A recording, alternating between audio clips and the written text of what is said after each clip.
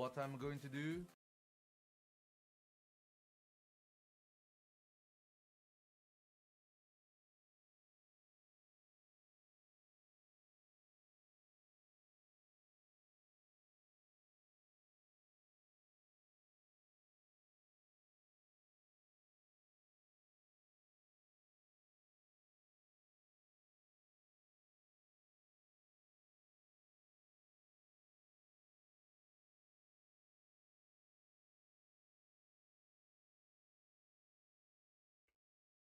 What is up, everybody? Toothless here, and in this video we're going to be going the off-meta picks, or what I would pick to counter meta champions right now.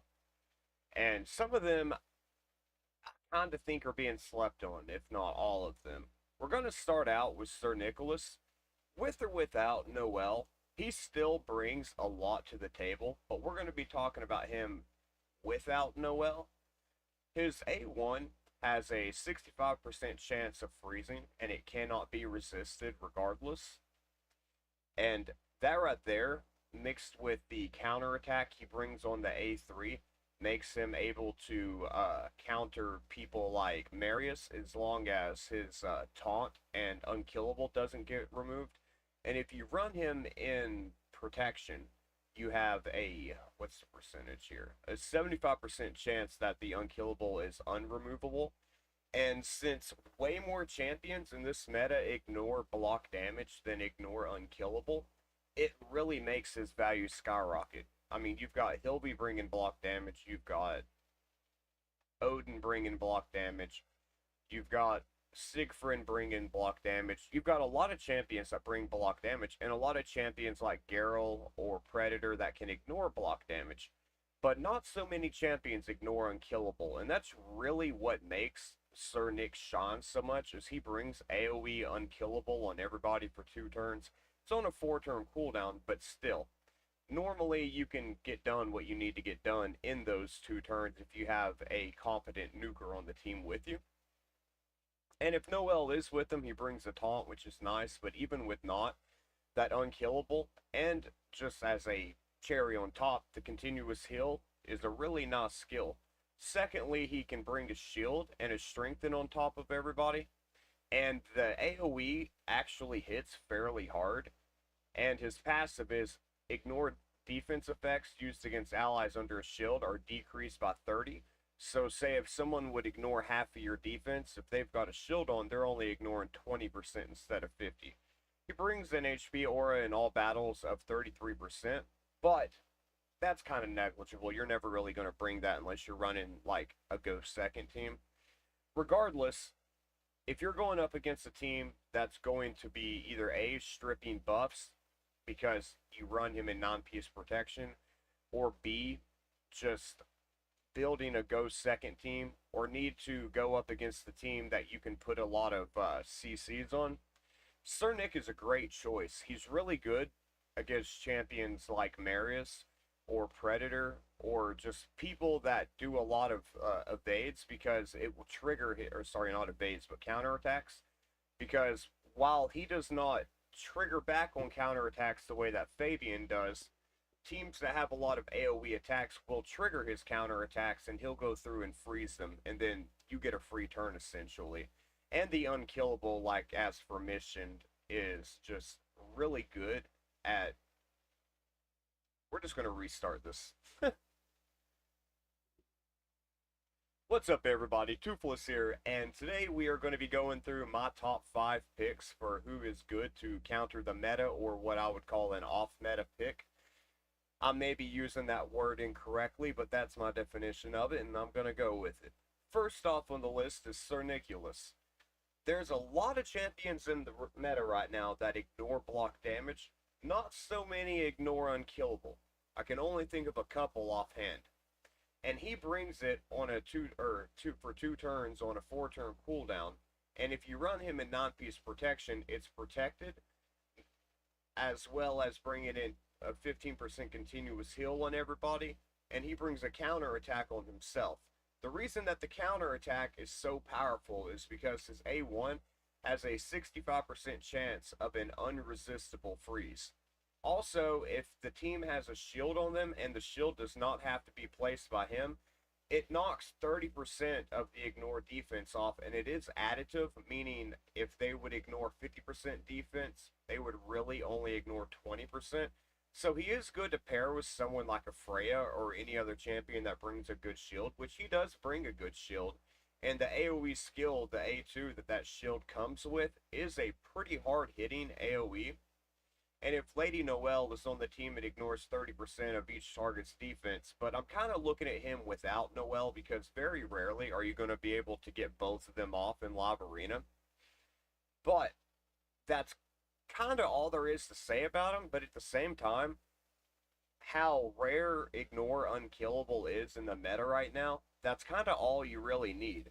And then on top of that, he's got decent HP, he's got decent defense, and a decent speed. Like, not crazy on any of those three stats, but they're all three good enough that it makes him a relatively tanky champion. And so I build him with protection. I try to build him somewhat high resistance, but we don't go too crazy on it. 430, it's enough to where you can pretty much not be debuffed by nukers and stuff. But if you're going up against like a Lydia or a Galathier or somebody who's like known for debuffs, a Crixia, Fabian, they're still probably going to do it. But where he brings protected buffs, it also kind of counters a Fabian 75% of the time because he has to strip all your buffs to put your skills on cooldown. So, yeah, my first pick on an off-meta champion would be Sir Nicholas. Secondly, a champion that you never hear anyone ever talk about, and it might be partially because he's a mythical, but it could also just be because people look at him as strictly a Chimera champion, and that's going to be Endrock the Glorious. He's bringing a ton of buffs and an amazing passive for the arena. Really anywhere in the game, but if you're trying to build a go second or resistance team, he is one of the best choices that you could pick. He has an A1 that places a 60% increased defense on all allies for one turn. An A2 that's an AoE that increases the duration of all buffs by one turn. Also heals all allies by 4% of their max HP per buff on them that had its duration increased. So that could scale anywhere from 8 or 12% up to about 40%, which can be a pretty chunky heal, and it's on a 3-turn cooldown. But none of that's really relevant. What makes him really good in the arena is a 50% increased resistance, strengthen, and continuous heal. And an additional continuous heal if everyone's under half health or if anyone is. And then fills the turn meter of all allies by 15%. So he can act as a pseudo turn meter booster, but that increased resistance is really nice on making it to where people like Fabian or Marius can't strip the buffs. And to compound on top of that, his passive, and this is what's really makes him stand out on a go second or a resistance team, is it increases each ally's resistance by 10 per buff on all allies. And then on top of the turn meter fill, critical hits inflict all by allies fill the turn meter of all other allies by 5% once per skill. So every time someone on your team takes a turn, everybody else on your team is getting a 5% turn meter fill. And while that doesn't sound like much, it really does add up over the course of a fight, even if it is just in the arena. And while his second form isn't really anything that I would like use a whole lot in the arena, it does have its use cases. The A1 can put out a decreased defense on everybody. The A2 brings a decreased resistance, a weaken, and an enfeeble. And if they're under half health, the enfeeble cannot be removed. And then decrease the turn meter of all enemies by 15%. So if you would rather decrease their turn meter, 15% isn't anything crazy when you have champions like Lysarius that does 20 up and 20 down, or Arbias with a 30% fill.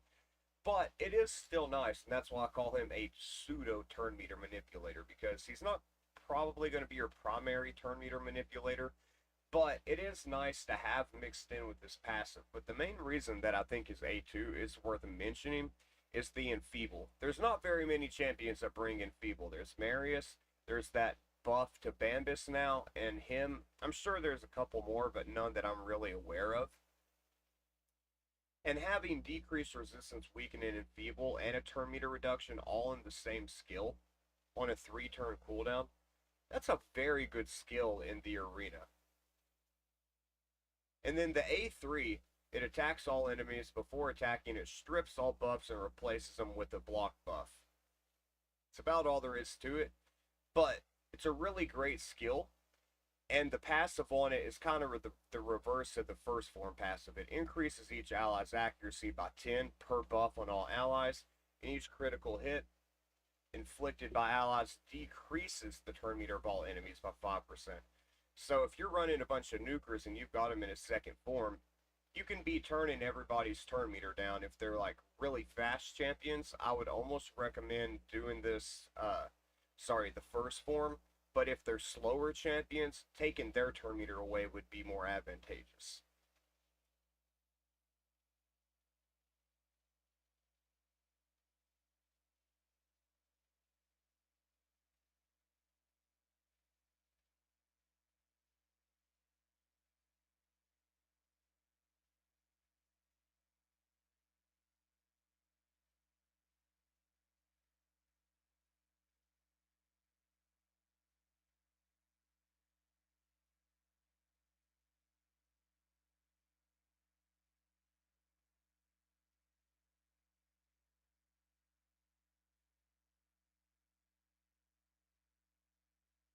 The third champion, and probably the most astounding to me that she never gets spoken about, is going to be Tremeria. She has an AoE A1 that has a 50% chance of placing a decreased speed buff on everybody for 2 turns, which bulks up to 70. Also has a 50% win bulk chance of placing a fear on enemies with less than 50% turn meter for 1 turn. That's a really good A1, especially if you put her in a stun set and you add stun into the mix. That means her A1 has a chance with decreased speed, fear, and a stun. That's a lot of crowd control right there. The A2 is another AoE that has a 100% chance of placing a stun for 1 turn.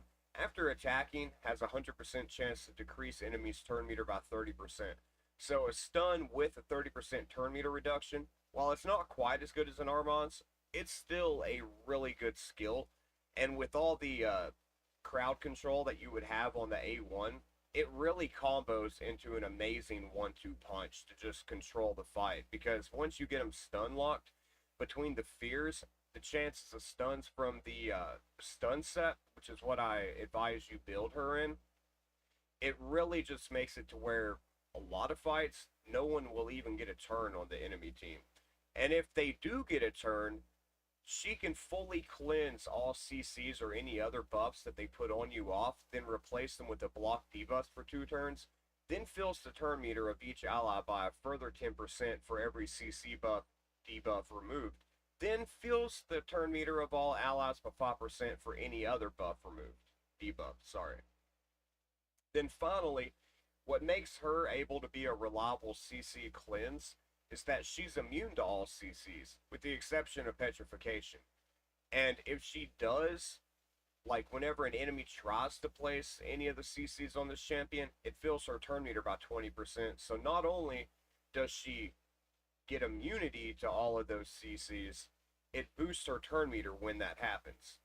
And she has a 23% speed aura in all battles, which, no, that's not what you're going to use in standard arena or even live arena, but in siege, she is a great, like, leader position champion for your team. It's pretty self-explanatory where you would use her, but so much control for one champion that you never hear anybody speak of. I just never really understood why.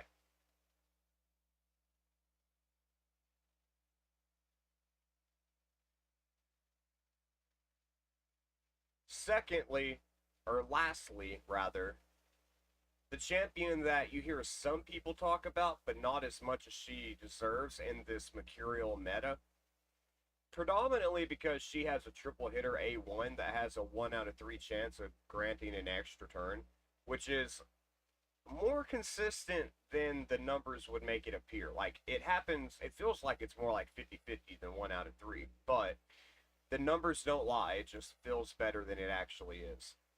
The A2, it ignores a third of the target's defense or 99% of the target's defense, stone skin, and block damage if the skill is used on a turn number that is divisible by 3. And if the target is killed, increase the cooldown of all enemy skills by 3 turns, and it cannot be resisted if it's used on a turn number that is divisible by 3. So you're probably going to save this skill until the 3rd turn anyways, and when you do that, if you do kill somebody, which you almost always will, ignoring all their defense, stone skin, and block damage, it kind of makes it to where you can look at her as a skill reset as long as you can keep her alive long enough to do that. The A3, it attacks one enemy before attacking, strips all buffs from all enemies, and it cannot be resisted by enemies with a number of buffs that is divisible by 3, which would be like 369, and will attack all remaining enemies with less than 66% HP. Grants an extra turn if this champion is under a number of buffs that is divisible by 3, and it's on a 3-turn cooldown. It's a very hard-hitting skill that can turn into an AoE if you use it properly. But granting the extra turn on the A3, a 1 out of 3 chance to get an extra turn on the A1, and ignoring stone skin and block damage and putting skills on cooldown on the A2, that all culminates to make a really good champion to counter someone like Hilvy or Predator, or really anybody that is running Mercurial or block damage. The stone skin ignoring, you're not really going to make use of that unless you're going up against a Leonardo or an Art Bias that's running second form. But it is still nice to have. And then finally, she has a pretty interesting passive. Each subsequent hit from this champion deals 33% more damage, stacking up to 99%, and resets after 99% of the bonus damage is applied. So if you save her A2 until the 3rd turn, like it insinuates that you probably should, it's going to deal double what the multipliers on Hell Hades actually says. And each subsequent hit that this champion receives deals 33% less damage, stacking 3 times, resets after the damage reduction is applied for the 3rd time. If you can keep her alive past the 1st turn, she just gets really tanky, really fast, and hits really hard at the same time. And then finally, anytime an enemy is revived, revives this champion with 33% HP and 66% turn meter. After being revived, puts a true fear debuff on all enemies for 2 turns, and it cannot be resisted or blocked. So she's bringing a little bit of CC there on the revive, given it is contextual. Her A2 can put everybody's skills on cooldown because it most of the time will kill whoever you attack. The A1 can not only strip the Mercurial off even at a full 9-piece set, but if she gets an extra turn, she can go in and deal more damage anyways. And the A1 hits hard enough that if it is a 9-piece Mercurial, even on like the 2nd rotation of turns, when you take that 1st stack off, it's the 2 hits are still going to deal considerable damage. And she has 1520 on the attack, which is fairly solid. Everything else is pretty standard with her, but the attack is pretty good. And while she does look squishy, while her reviews are horrible, I implore you to give her a chance. I think a lot of people just don't want to do the math to like actually keep up with when she can make use of her kit and when not to. Because she is an incredibly hard-hitting champion, and she's Force Affinity, which is really good in this meta right now because most people are using either Magic or Force Affinity champions. We're going to use some of these champions in action.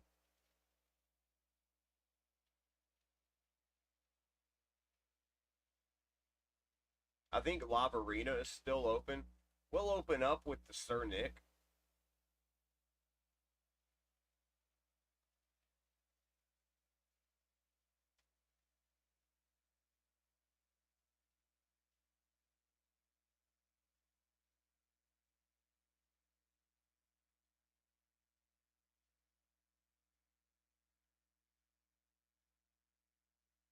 So he's picking a Fabian.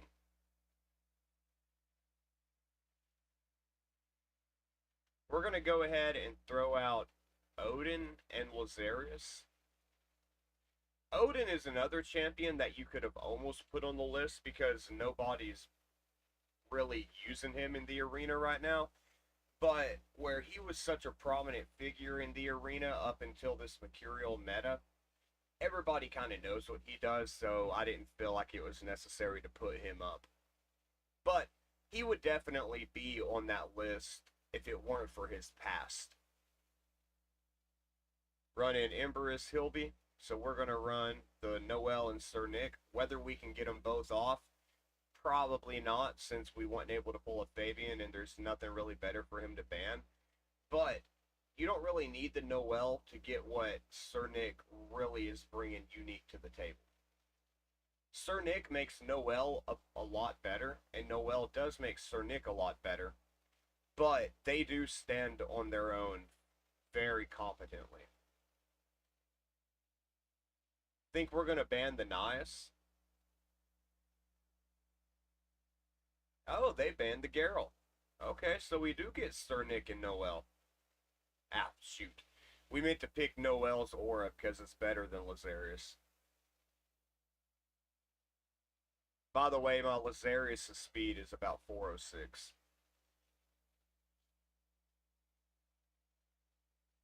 Go ahead and turn boost up, everybody. Let's get Sir Nick's buffs out. Maybe they'll be protected. Two of them are. The two that count.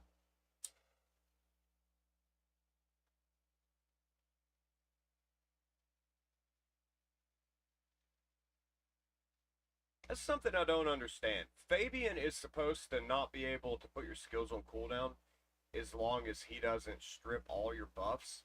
Or maybe it's if he takes three or more. I'm not really certain.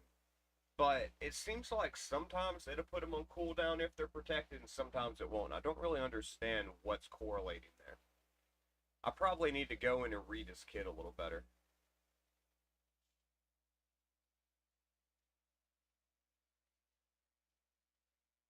Use Lazarius to put everybody on cooldown.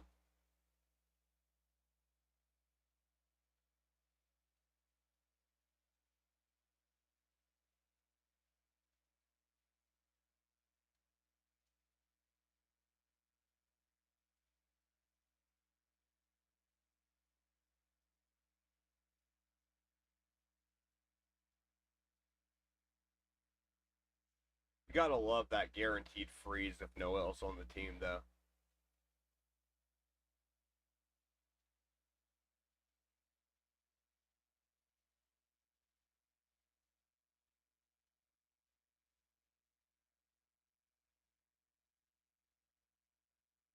And as you can see, Sir Nick is putting in some work.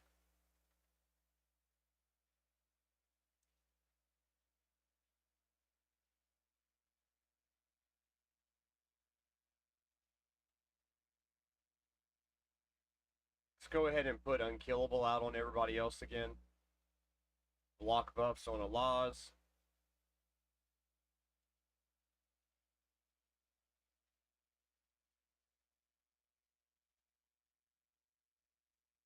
We probably should have blocked buffs on Hilby. I'm not certain if blocking buffs keeps the Mercurial stack from coming back or not. I need to test that.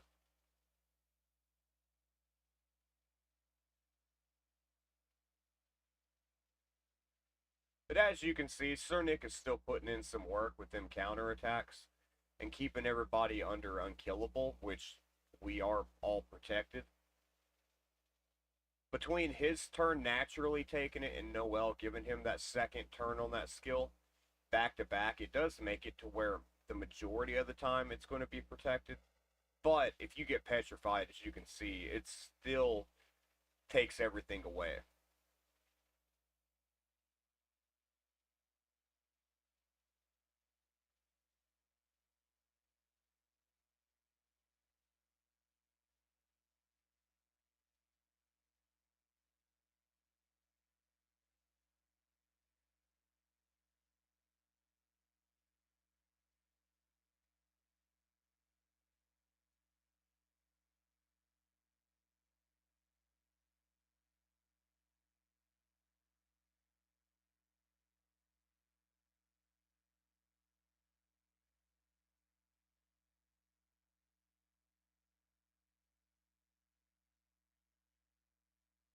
Let's cleanse off Sir Nick and put his buffs back out.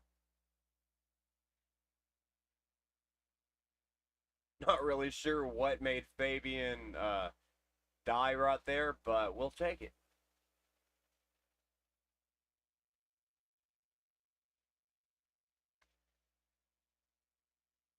And look at all these buffs out here. This would be a team to consider swapping out Lazarius for Androck and just making this a go second team. Androck, given all that extra resistance, would be amazing on this team with all these buffs going out.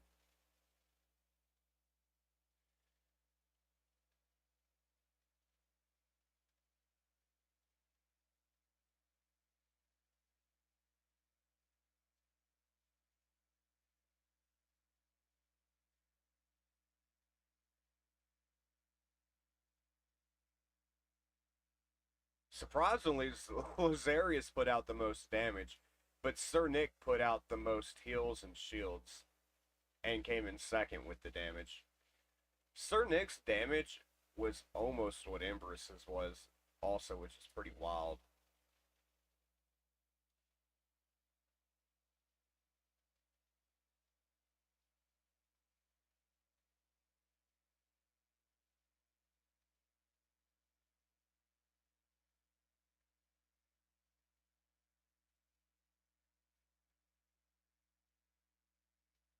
He got him a 2-star six or a +2 6-star Fabian.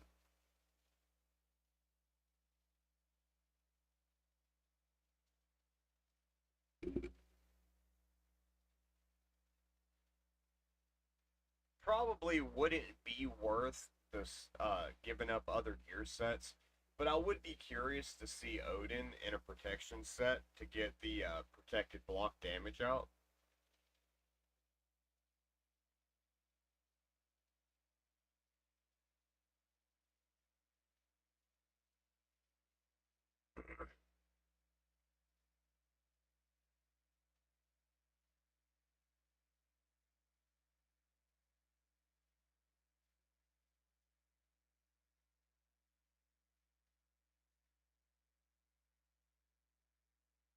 You got Taurus, Wixwell, Cometus, Nime, however you pronounce her name.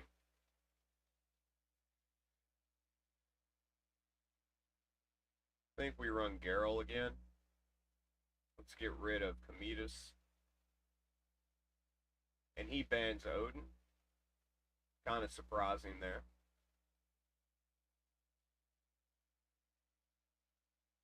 They both have the same CC.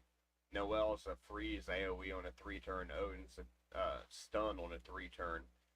But Noel makes Sir Nick get bonuses, so I'm surprised that they didn't ban Noel if they was going to ban like a CC champion. Lucky on that block damage.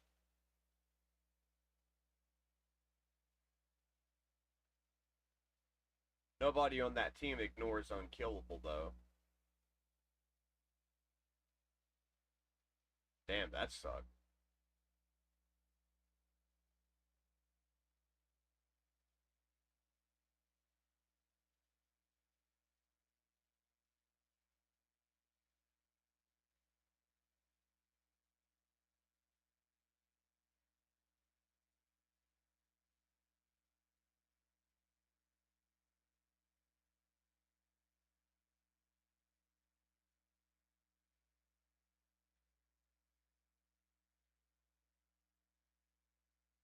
Ooh, so close. That happens a lot with her. I wish that we need to get Lazarius with like 200 or 300 more points of attack.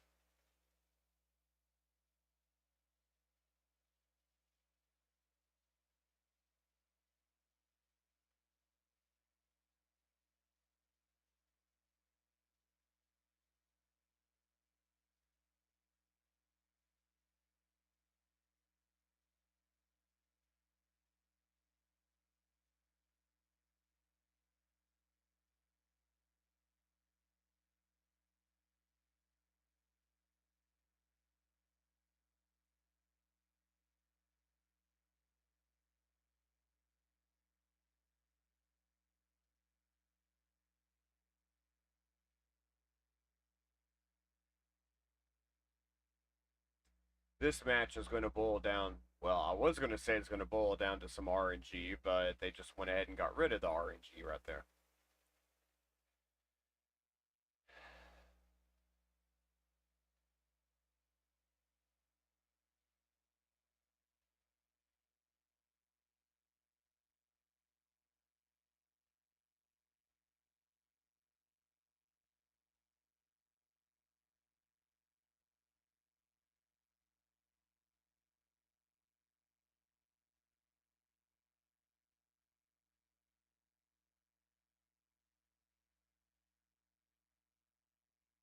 Yeah, we've lost that.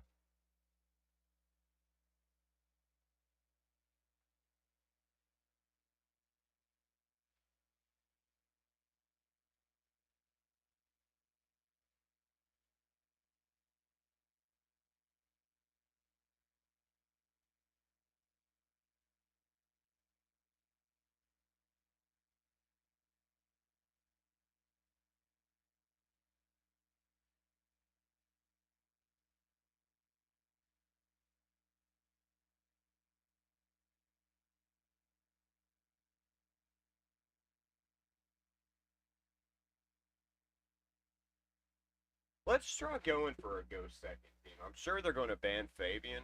Ooh, not with Embers and Galathir though. I don't know. We might not go with that this time. We'll see what other champions he pulls. But I'm considering putting in Androck and Odin. That combination with Noel and Sir Nick, I feel like would just be a crazy go second team. We'll see. There's no real damage on that team though, which is the sad part.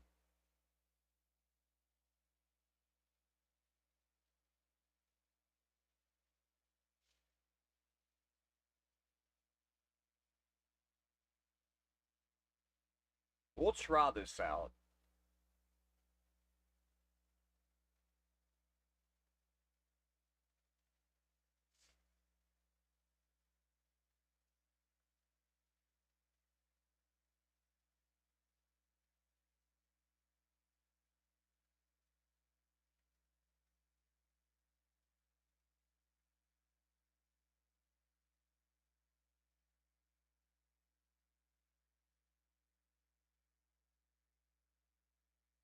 The question to be is, can we?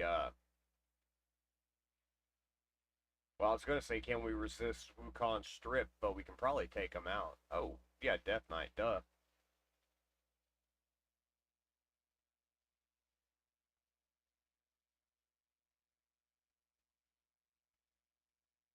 107, not bad. With all these buffs out, yeah, we resisted that like crazy. I was about to say, Androck's passive should make these buffs pretty much irresistible.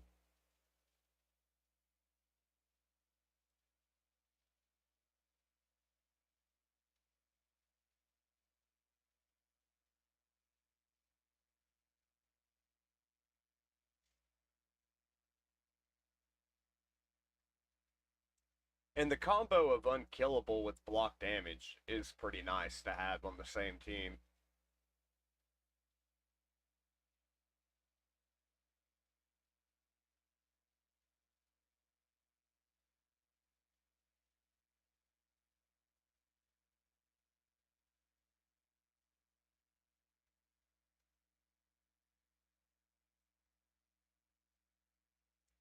Basically just waiting on Death Knot's Stone Skin to wear off.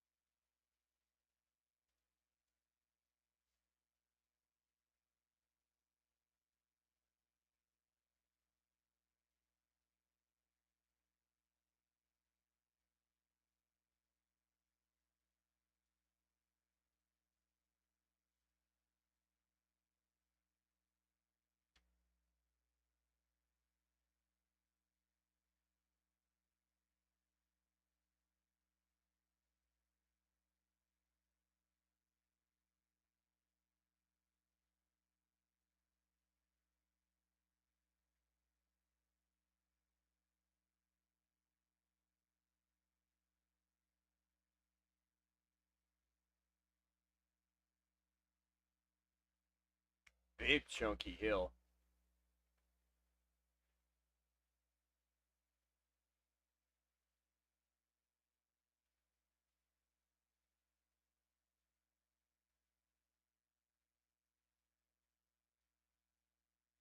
Good hit, Sir Nick. The jolly old Saint Nick hits like a fucking Mack truck. I'm always surprised at his damage because I look at him as more of a support, but he does make a pretty competent nuker.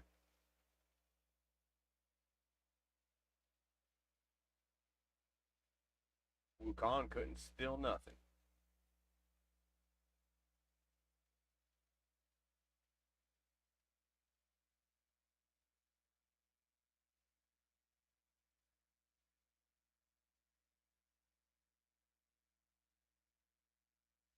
As you can see, Sir Nick was the main damage dealer there, which obviously who else would be putting out more damage on that team? But he's putting out decent damage. No, he's not going to one-shot an entire team like someone like a Siegfried would do. But that's not the point of this team. The point of this team is to be able to, like, stay there and tank whatever damage would be coming near him.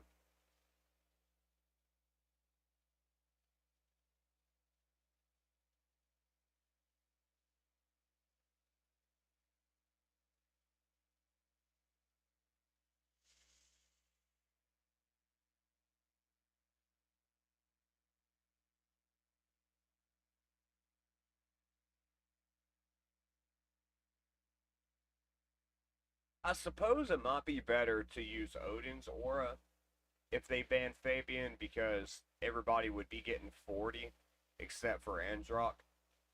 With Noel, everybody gets 30, yes, but we really want Noel to go first, and that 10% more speed would probably be advantageous than the 30%.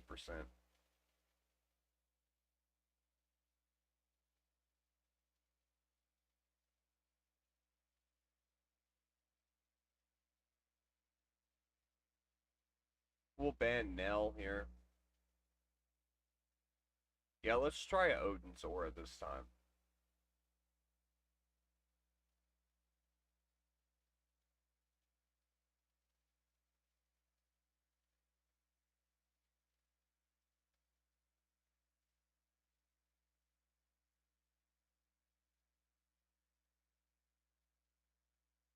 That's a pretty fast team.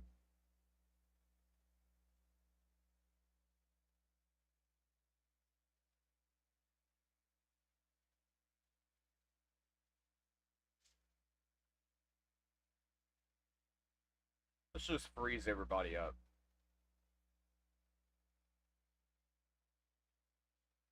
and get Armand's out of there. Oh, so close.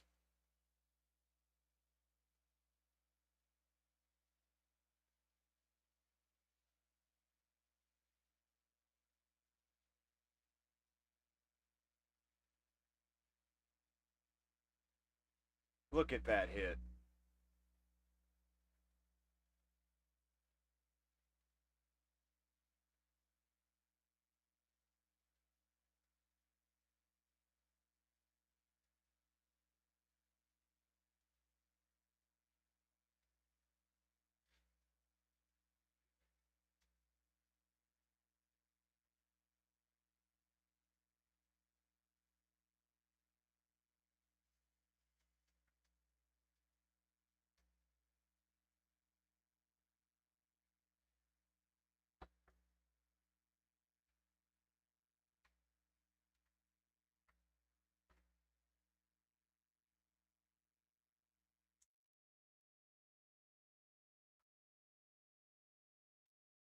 Whew. 6-star Siegfried.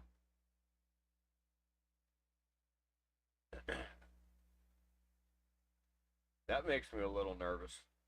We're still going to try the team that we've been running, though.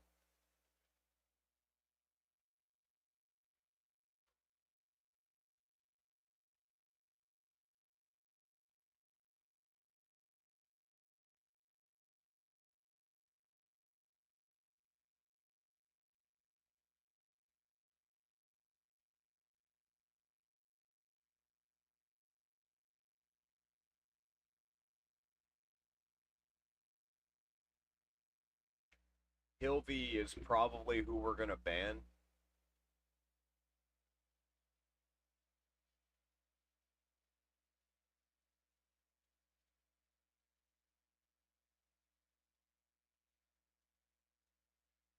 But I am going to bring in Lazarius in place of Androck here.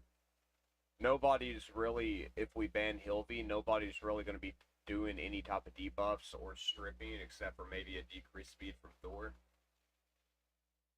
And we do really want to go first.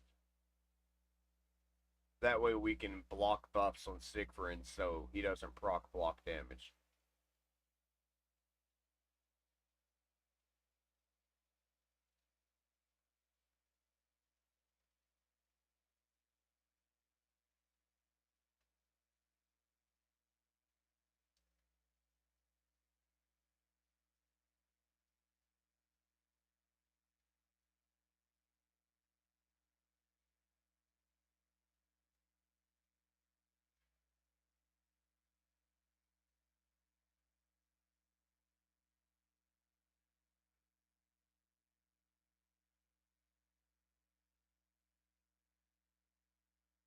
Yeah, I think we'll be okay doing the turn meter first.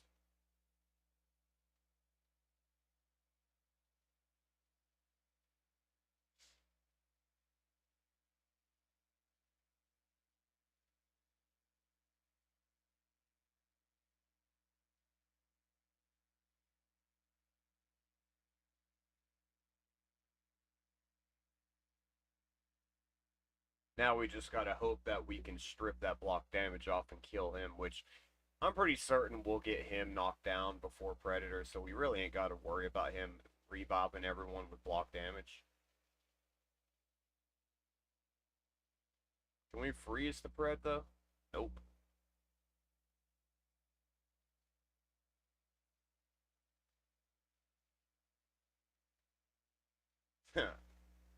We froze him that time.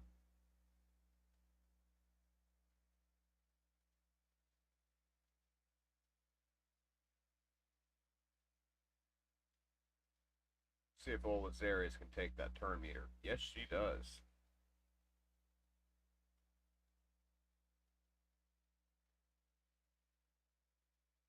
Four for five. That's not bad.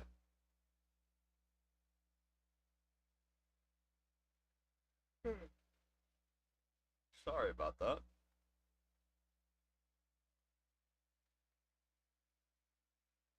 What's up, Expired? How's it going?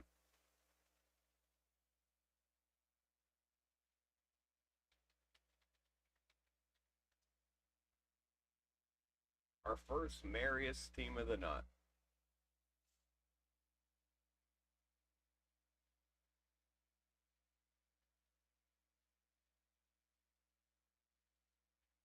Hopefully, we'll be able to ban it.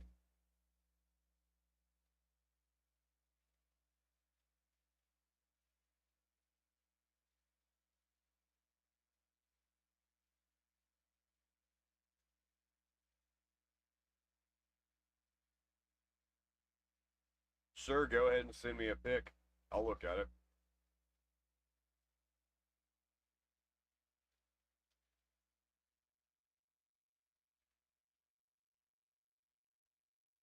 I'm kind of surprised at how much I've been seeing Estrid in the arena lately. Like, she's a great champion, but it is a little shocking. I think we're going to bring in Gizmak this time to counter Nias.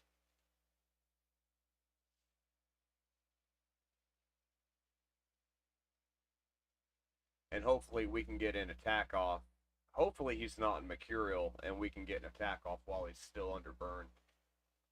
Most of the time, as long as Nias is under a burn, it takes him out when he transforms.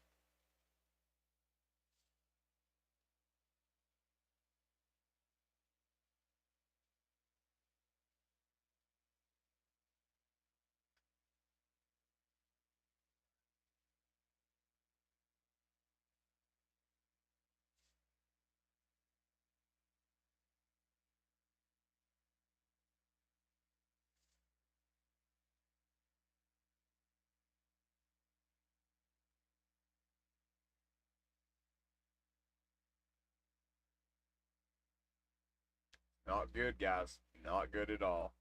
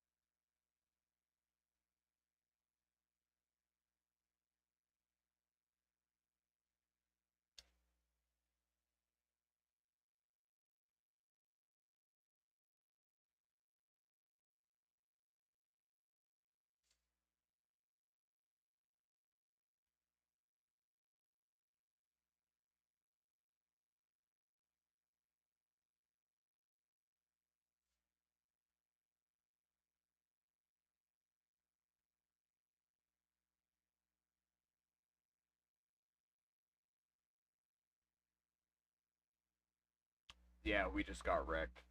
I played that poorly.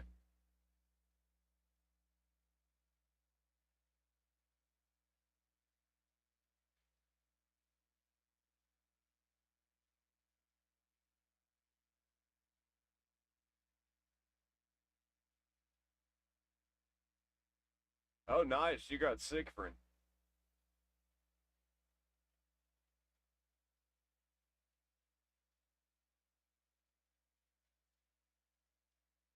Double Sill,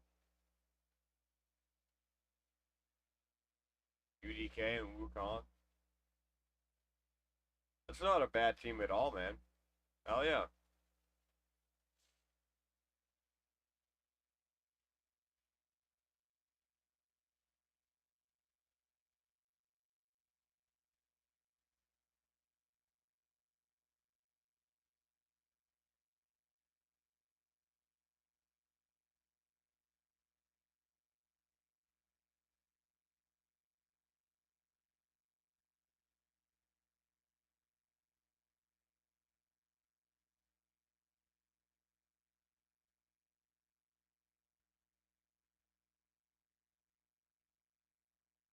I think we're going to have to go mythical this time.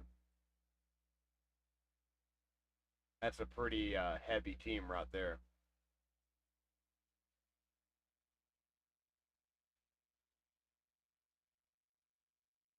We're still going to bring in Sir Nick, though.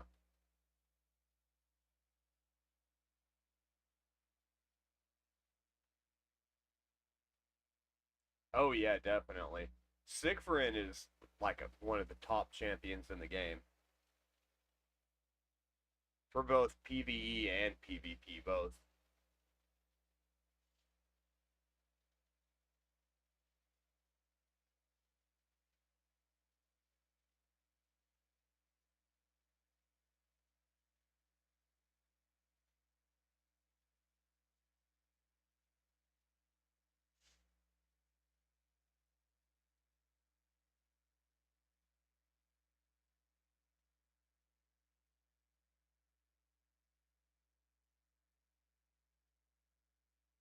See if we can go ahead and take Empress out of the equation.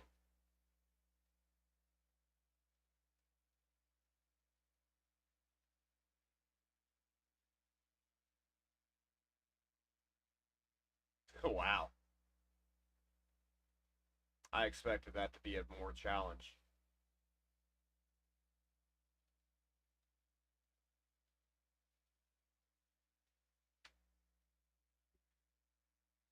No, probably not, man. He can solo, not Fire Knight, obviously, but he can solo like two-thirds of the dungeon. He can be your campaign farmer. He can do most of the Doom Tower by himself. There's not much in Raid that Siegfried can't do by himself.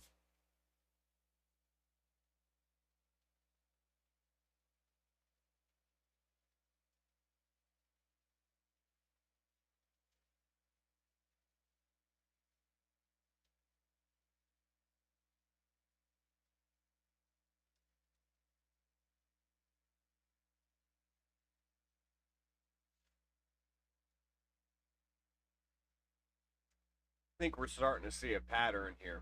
between Fabian, Hilby, and Marius. That seems to be kind of the trio right now.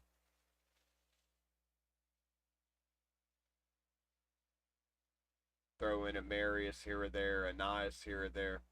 I've also been noticing Crixia making more of a comeback in LA. Oh, 6-star Granite. Nice.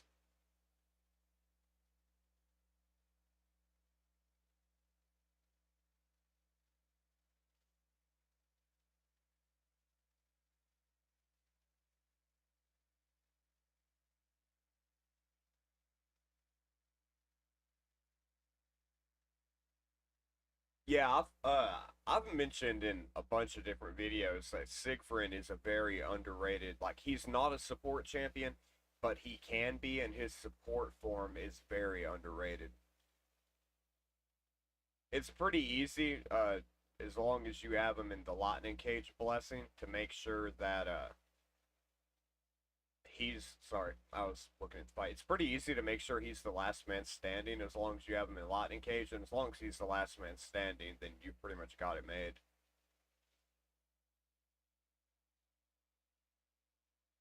Oh, totally. That account you just showed me is definitely an amazing account. Like it's beyond a starter account. It's great, man. You should be pretty proud of that.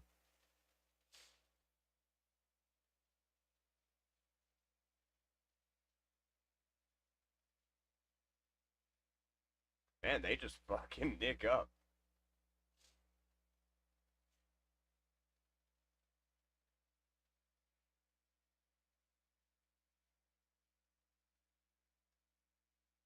I always get taken by surprise with Granite.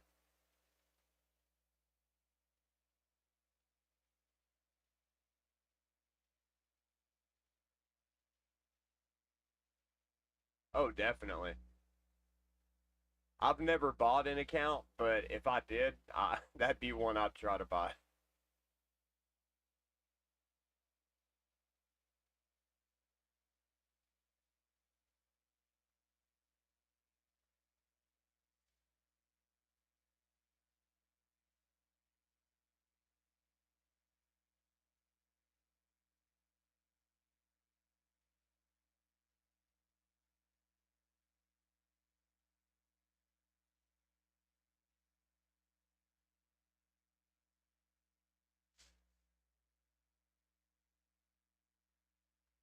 I think on these last couple of fights, we're going to run our actual like heavy hitter team.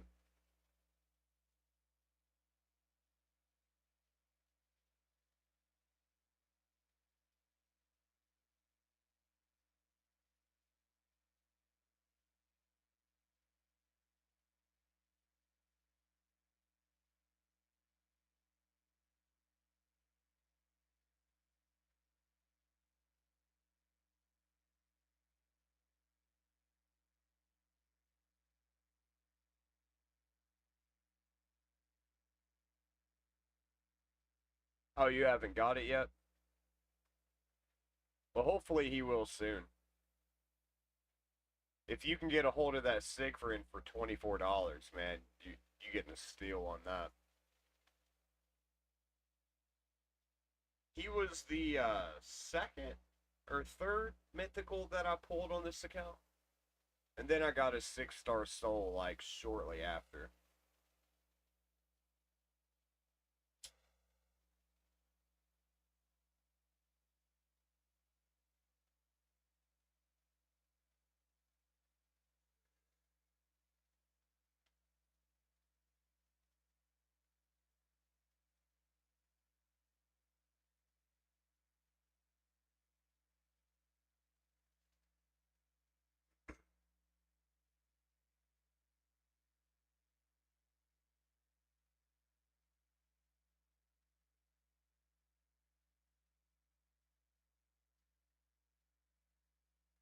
What website are you using? I don't even know what websites they're on.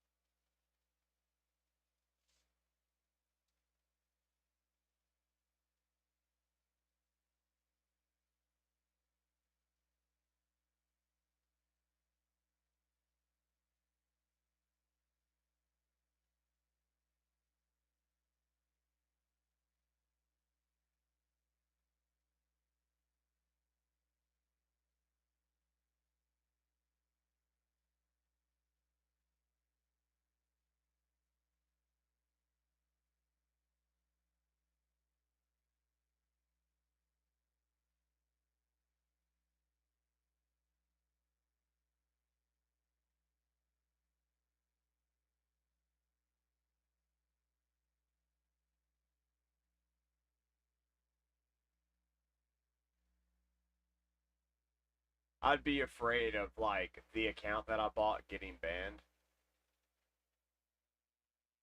But I would be curious what like not that I would sell my account, but just curious what an account like mine would sell for.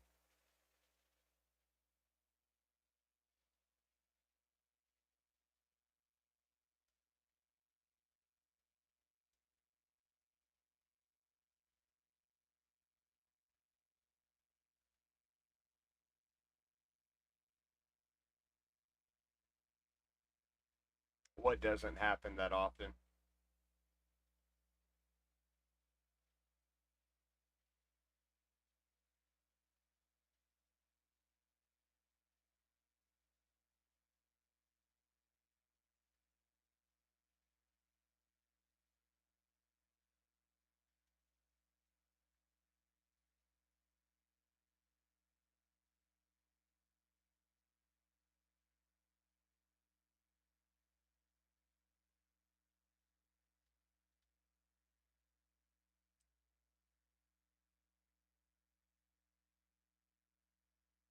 Oh, yeah, I guess that's true.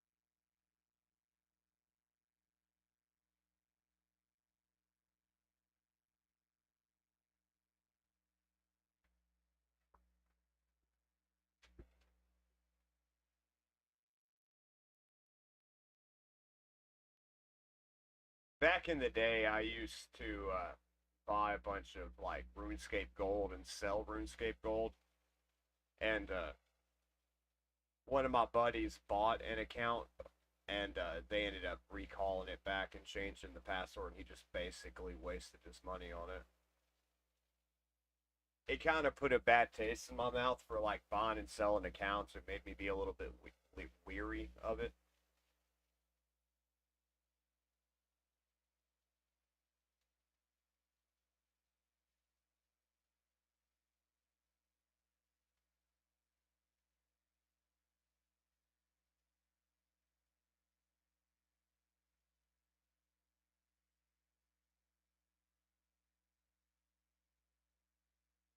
810 dollars for this account.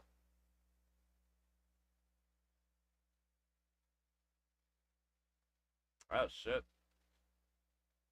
I'm I was looking at the internet and completely phased out of that fight. Damn.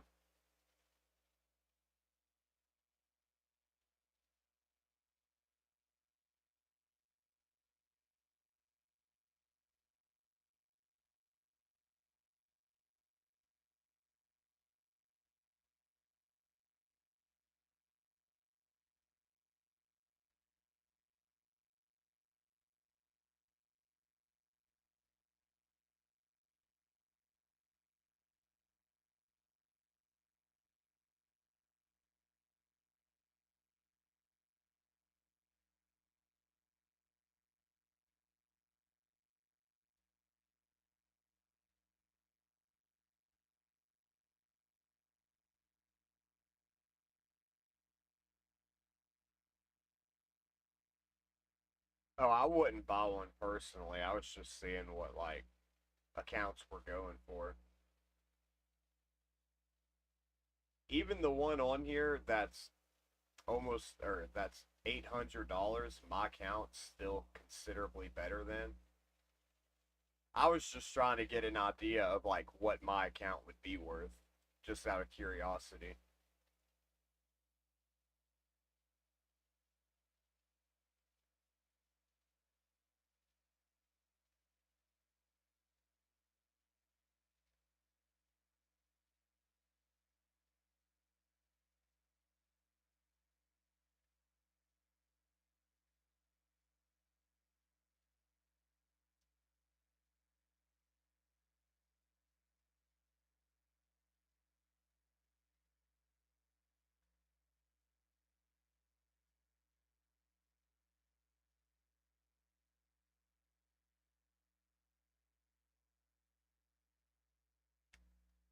Oh no, I guarantee you it wouldn't be more than I spent.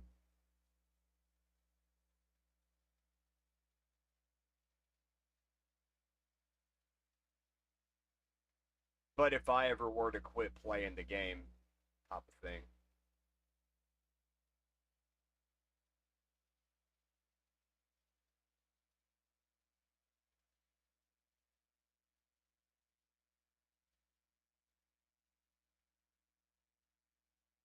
It just blows my mind that somebody would even like. It's one thing to spend the money on your own account because it's kind of like that whole gambling aspect, but to like buy an account for that much money, I don't know, it just kind of blows my mind.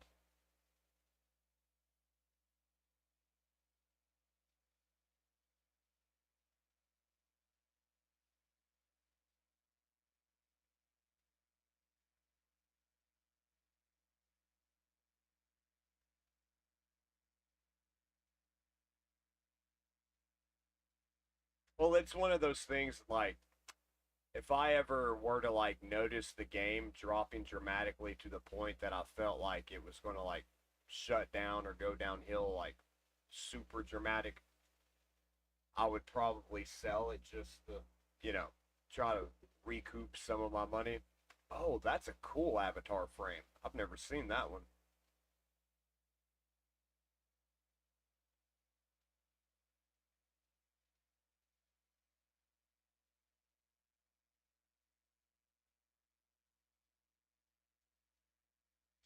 Which I will say, there's been more new players this year in Raid than in like the last couple of years combined. So, you know, it definitely seems like it's picking back up again.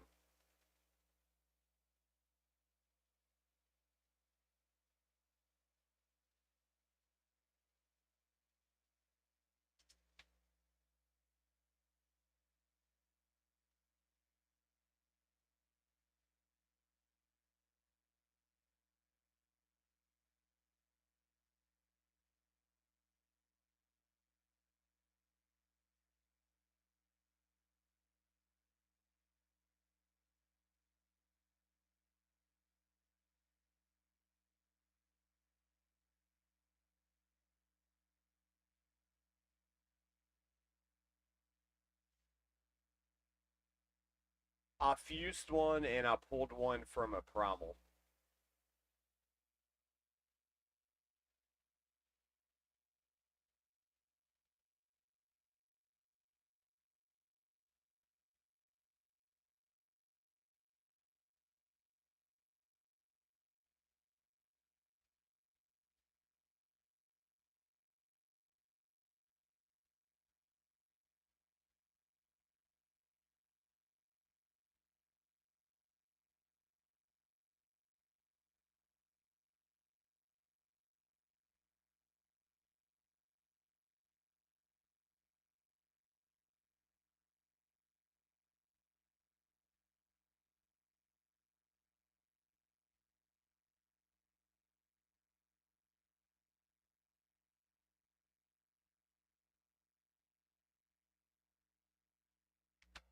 Uh,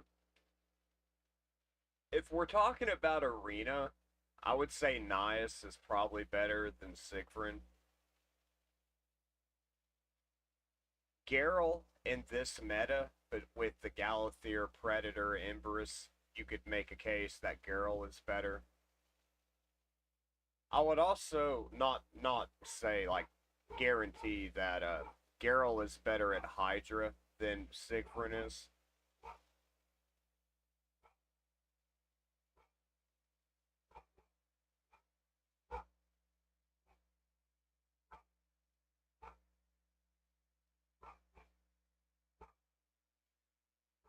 But overall, Siegfried, he's a top tier champion. Like he's definitely like in the top 3 or 5 mythicals.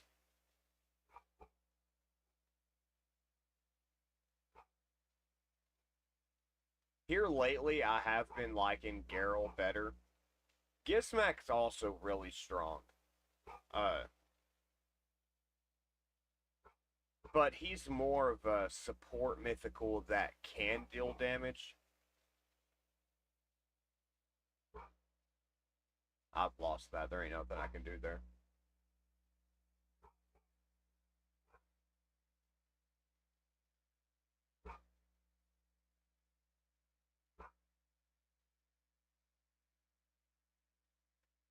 I'm gonna look at some of these cheaper accounts and see if I see anything on there that I would recommend more.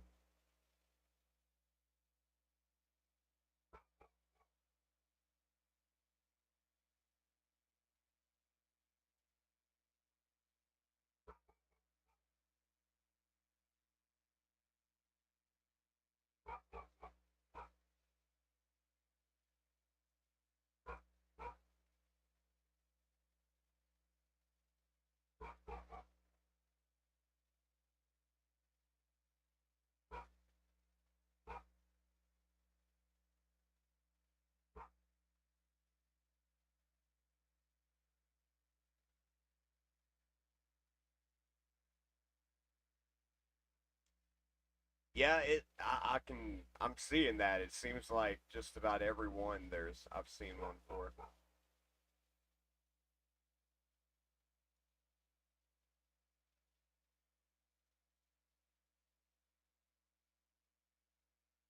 Now that would be a good one.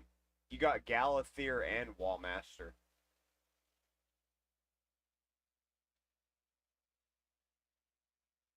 Galathier is definitely the best support champion in the game. He can take any like mediocre team and make them in game basically because of how well he can keep your team alive.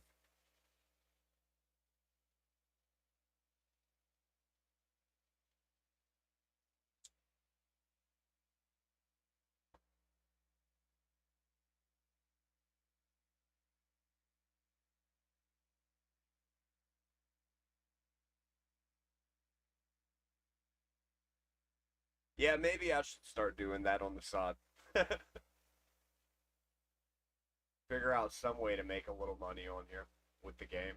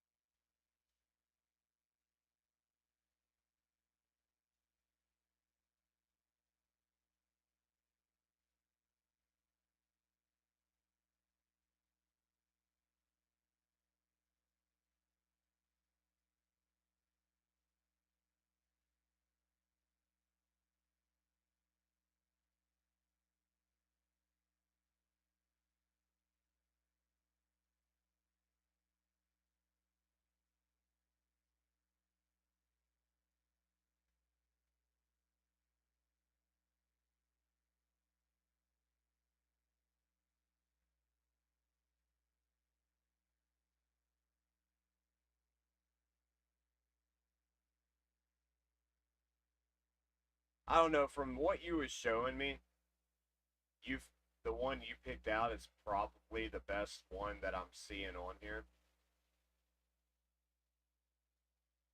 At least for that price range.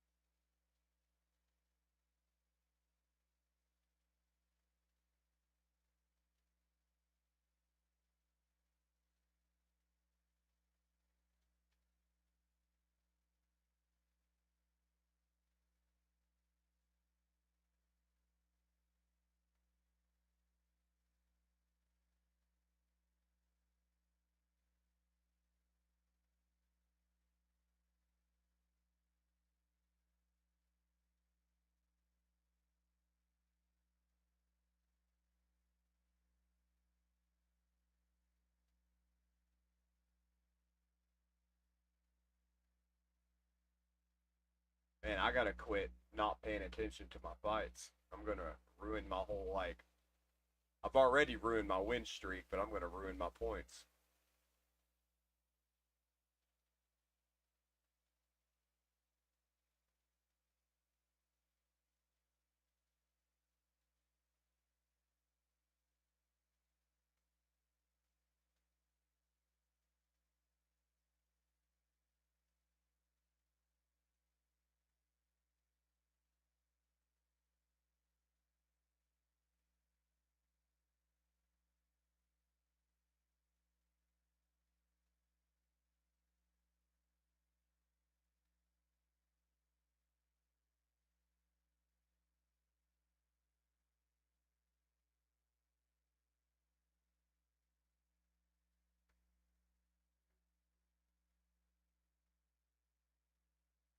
Oh, you got a Bayek.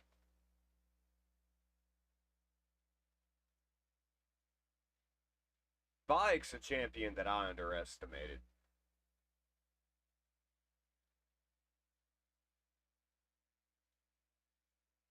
His passive make, as long as you have him with like 600 plus accuracy, it makes it to where nobody can crit against anyone on your team.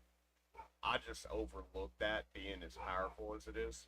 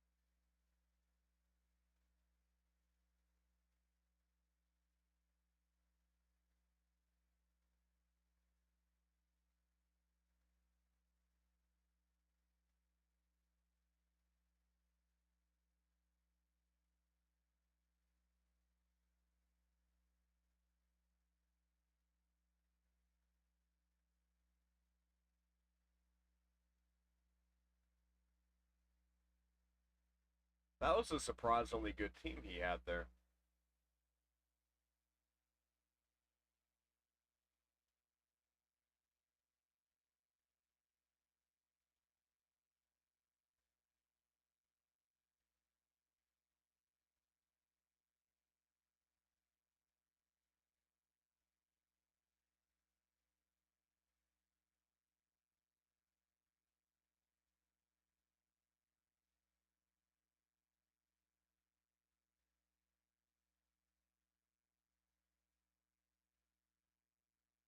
The main thing I've been noticing with those accounts is their speeds are pretty slow. So like even the best champion in the world, if you don't have good enough gear on them, they're not going to be worth anything. And given you can farm up gear, but it's about as hard to get good gear as it is to get the good champions. Because you really want like triple and quad rolls on mythical pieces.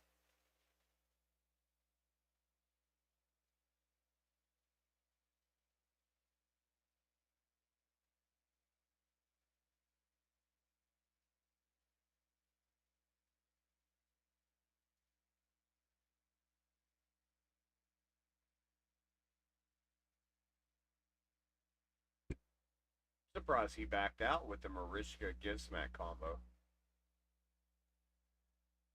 What do we get out of the chest? Anything good? Oh, 6-star speed boots. Let's see what that goes into. Double into crit rate. Not horrible.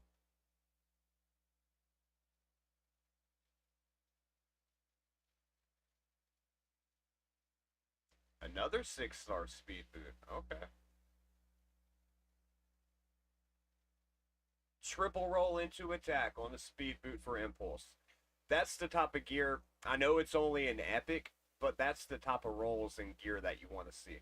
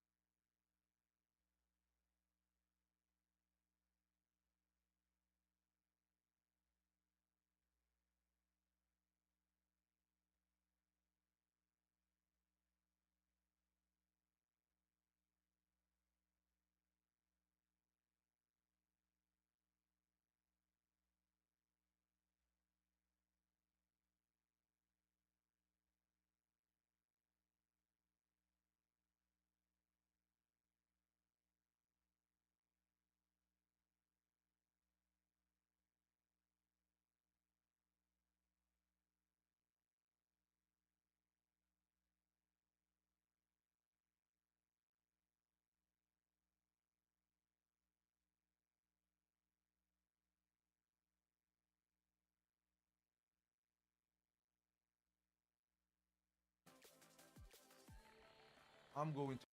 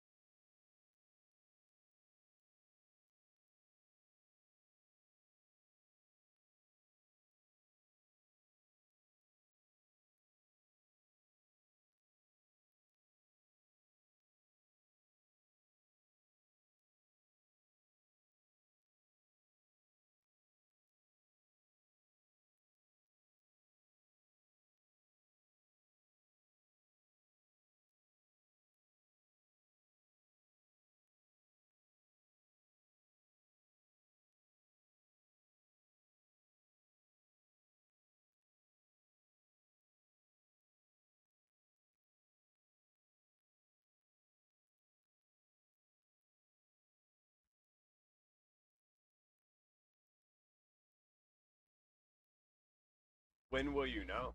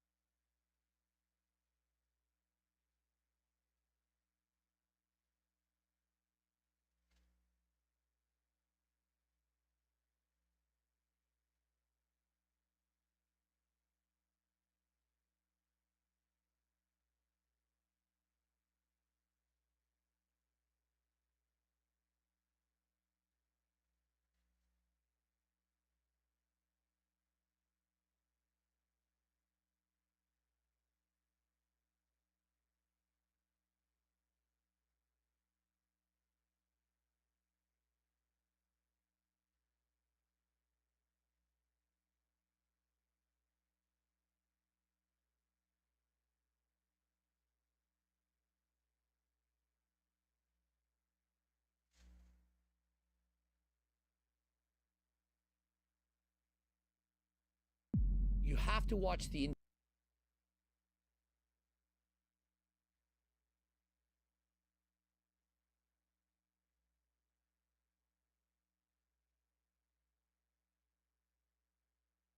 Well, hopefully you're able to get it, man.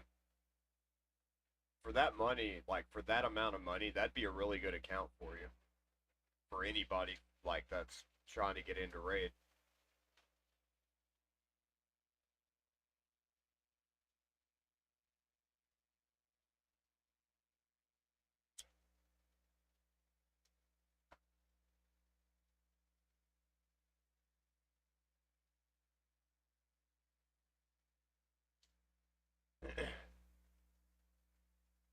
It's getting about time to give this account away. I've about got it to the point that without investing money and years of time, there's not a whole lot more I can do on it.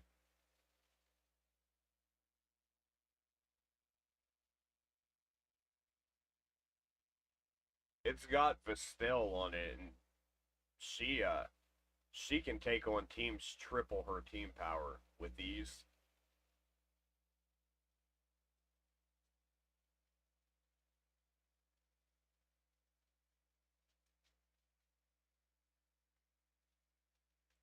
Oh, Deliana,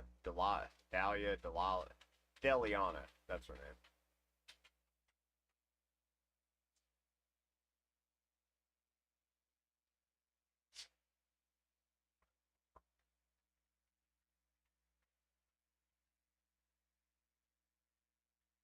And the one next to Syl, she does AoE freeze.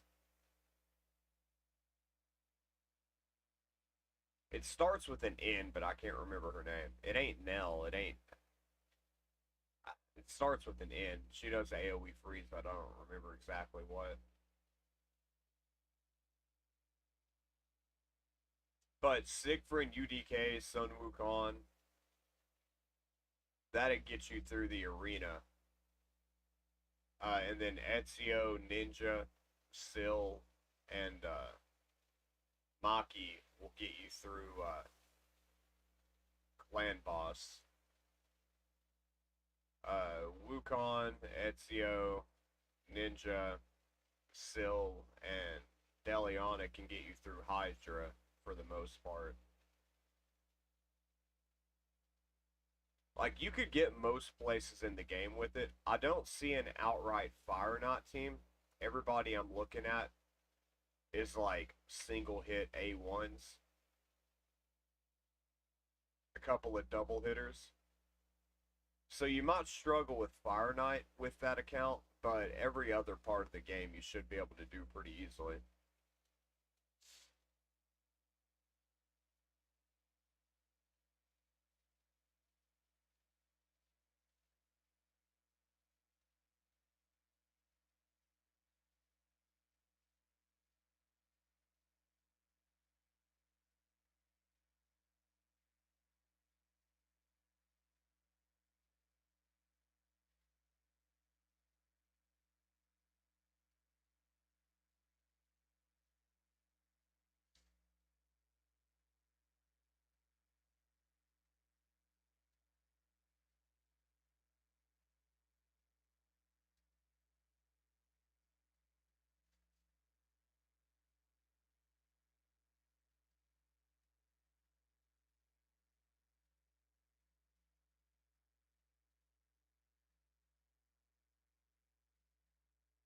I've got that girl on this account. I'm seeing what her name is real quick.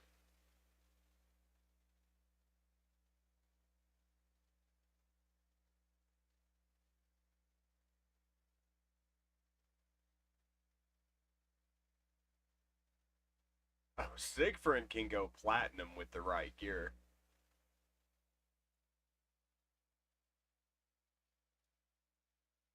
Ray. Okay, Ray is her name.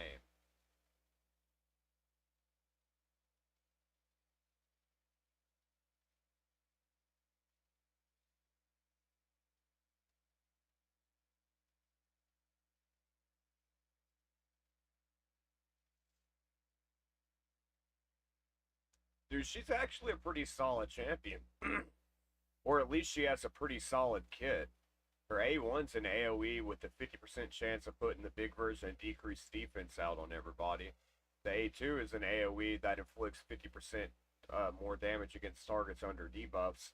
And the A3 is an AoE that strips all buffs and then a 70% chance of placing a freeze. Yeah, she's actually a pretty solid champion. A little slow, but like overall, she's a pretty good champion. I may need to build her up and try her out.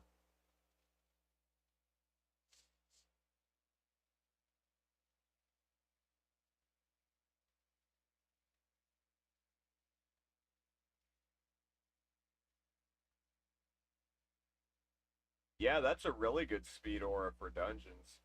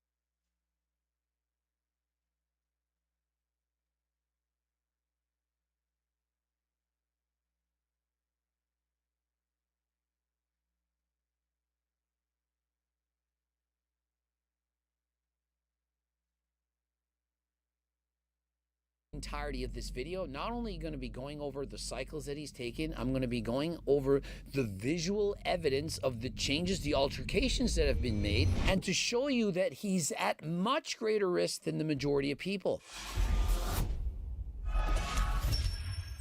Coach Greg, in today's video, a 16-year-old boy abusing SARMs who needs our help. He, above anyone else, needs to be careful, and so just because your blood work may in fact look normal, upon a visual inspection of his physique, it is more telling than ever before. Coach Colton interviewed this young man at the Arnold Classic and posted his video. Are you natural or not? I'm on SARMs.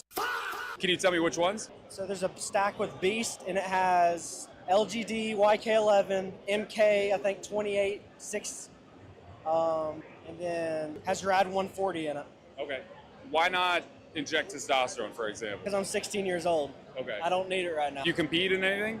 Powerlifting. Okay. How old are you? 16. All right, baller, dude. He's 16 years old, and so he says he doesn't need testosterone. Well, guess what? You also don't need SARMs. Now, he is a very strong power lifter. He's competitive. His goal is to, in fact, compete at the highest level.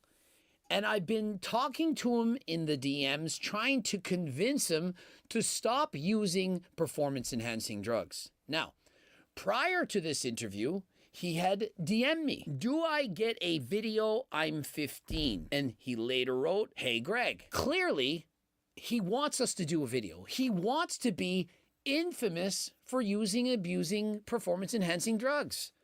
He's far too young. He knows this. You know this. Everybody knows this.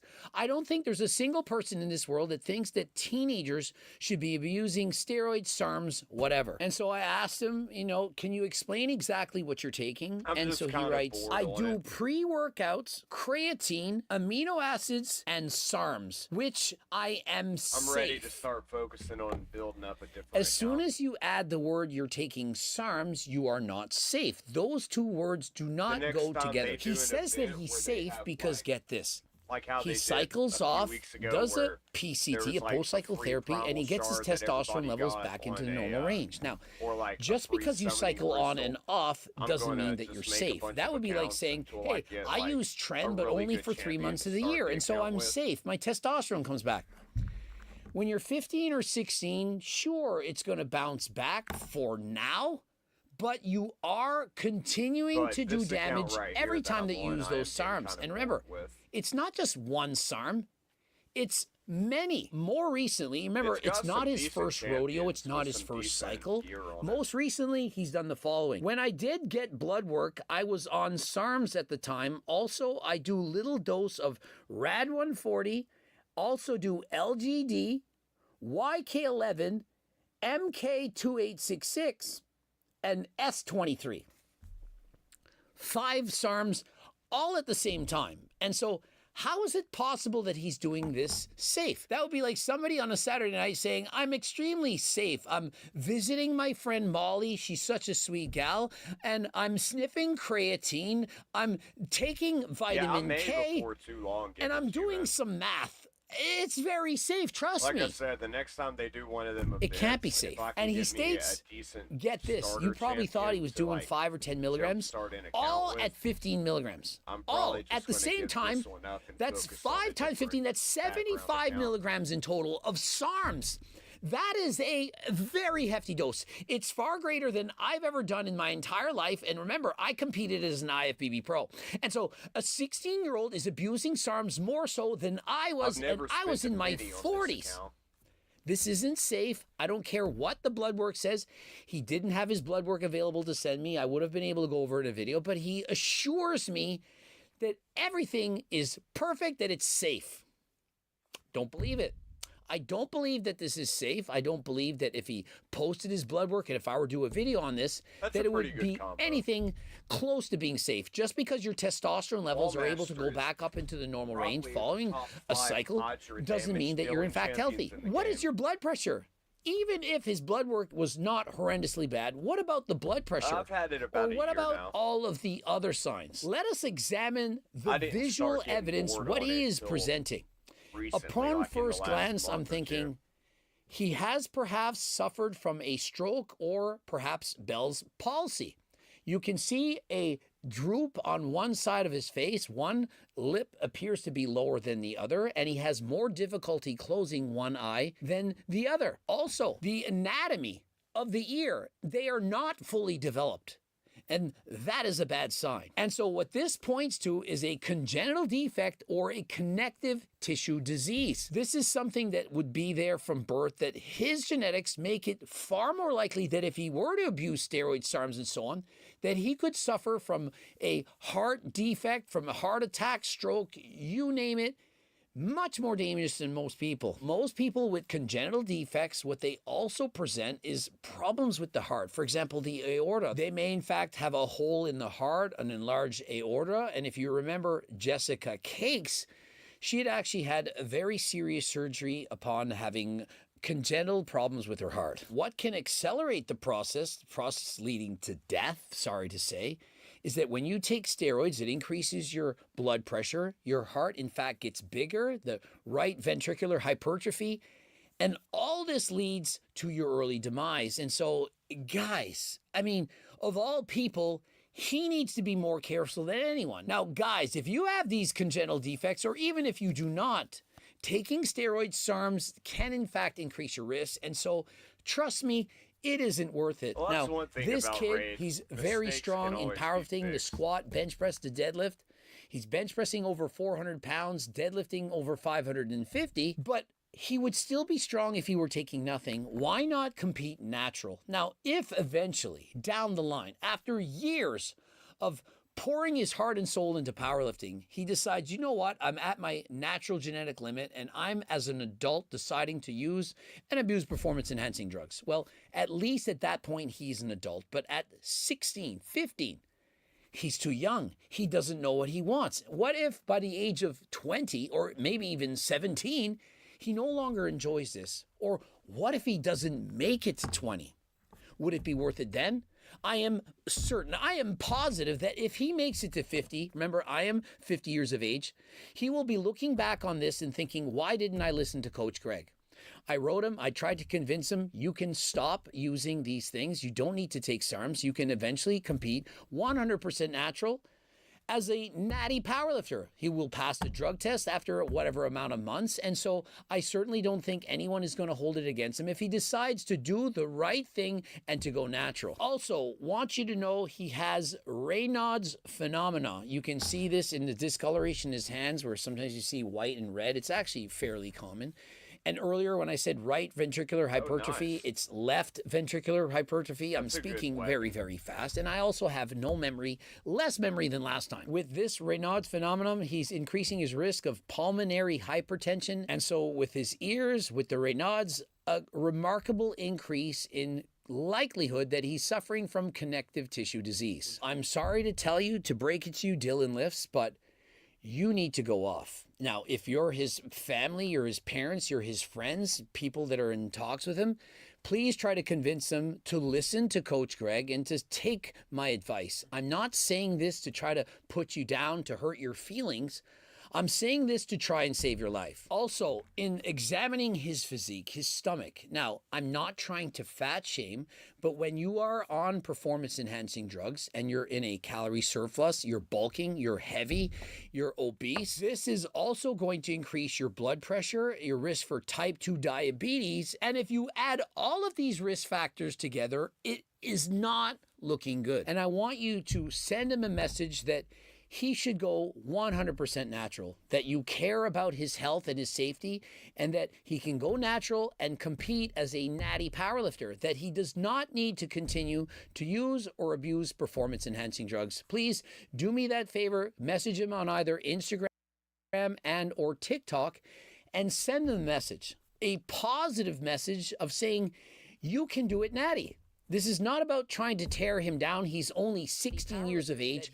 I'm sure he succumbed to the pressure, the peer pressure of looking at all the famous social media influencers, and he does not realize the damage that he's doing. Let us read some of the comments on Coach Colton, who I do believe is trying to help out as well. He's trying to do the same, trying to send a positive message to these teenagers not to abuse steroids. People like this exist. Wow. I don't need it right now. Names a stack 100 times more damaging. This proves the stigma of testosterone is still prevalent. SARMs is the last thing I take. Bro. No test, just random shit in a pill for me.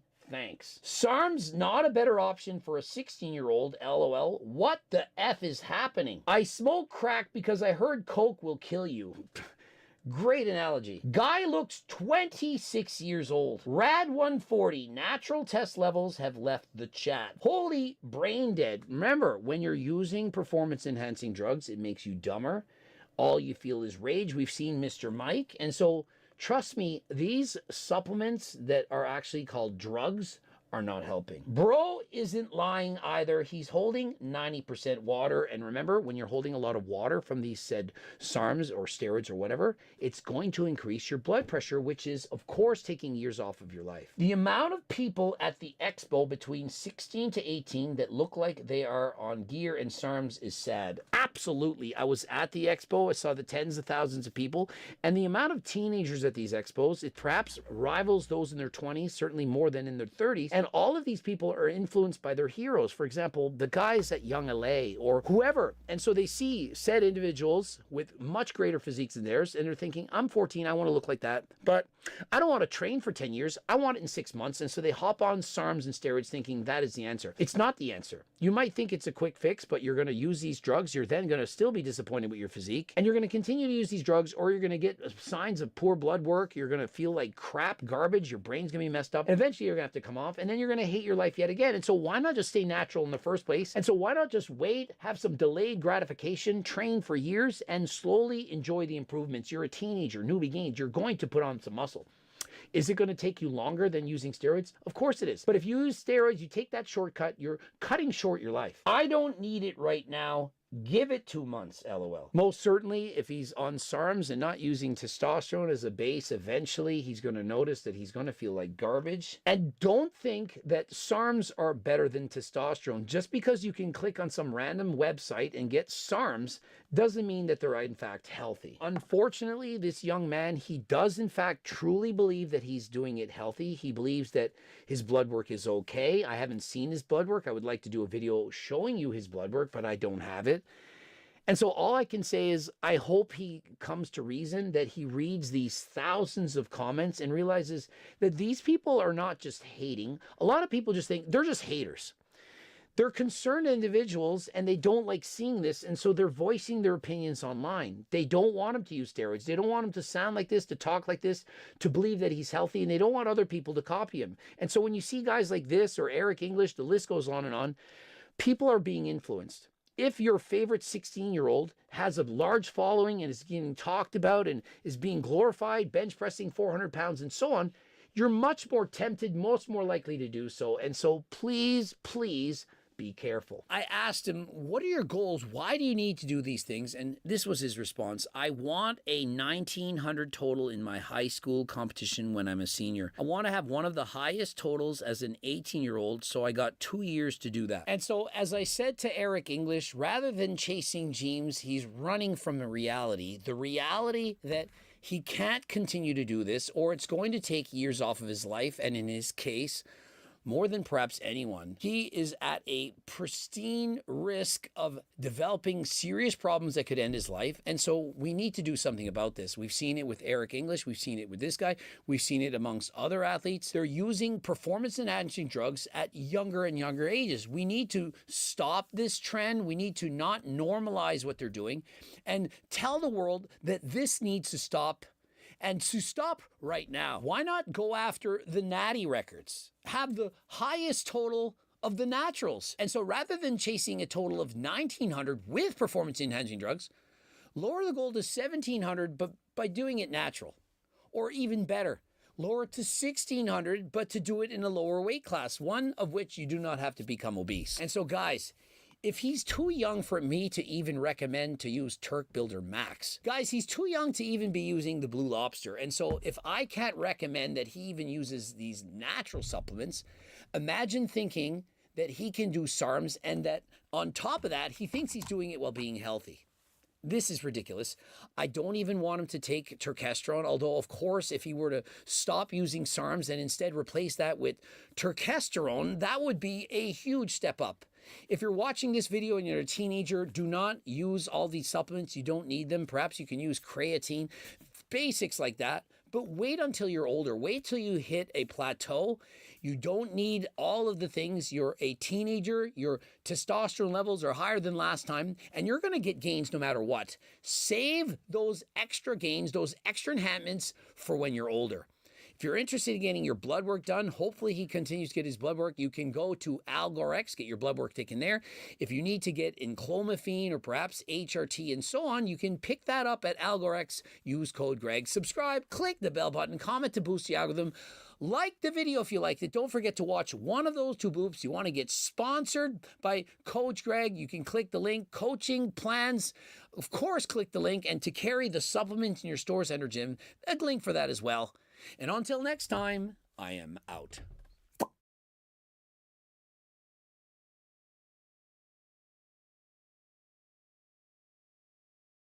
Eric admitting to taking performance-enhancing drugs. Wow, what happened?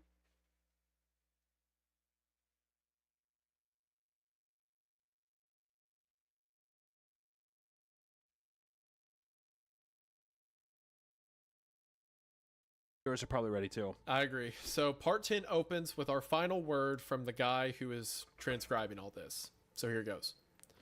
This is also long, so I'm not going to do that awful British accent. All right, fine. Well then, here we are. I have to be honest. While I posted the first of these logs from my bedroom in North London, I didn't think I would go very far. After all, why would it?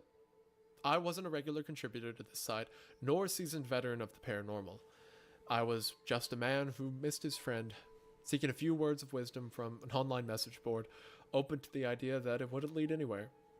Suffice to say, Can't you I couldn't just have been more re-find wrong. it on the website? Over the past 2 months, the incredible advice I've received from this forum and the amazing leads you've sent my way have opened up entire worlds of possibility. It's thanks to all of you that I'm where I am now, sitting in a rental car on a quiet street in Phoenix, Arizona, posting the last of Alice's records. Oh shit, is he gonna start He's the game? going to do the left-right game. Yep. You stupid son of a bitch. I realize I've written more than usual for my part. Apologies for this. If you want to skip straight to Alice's section, that's fine. Otherwise, please consider this the prologue to the epilogue. It's very, very early in the morning over here, with only the gravest of the graveyard shift out on the streets.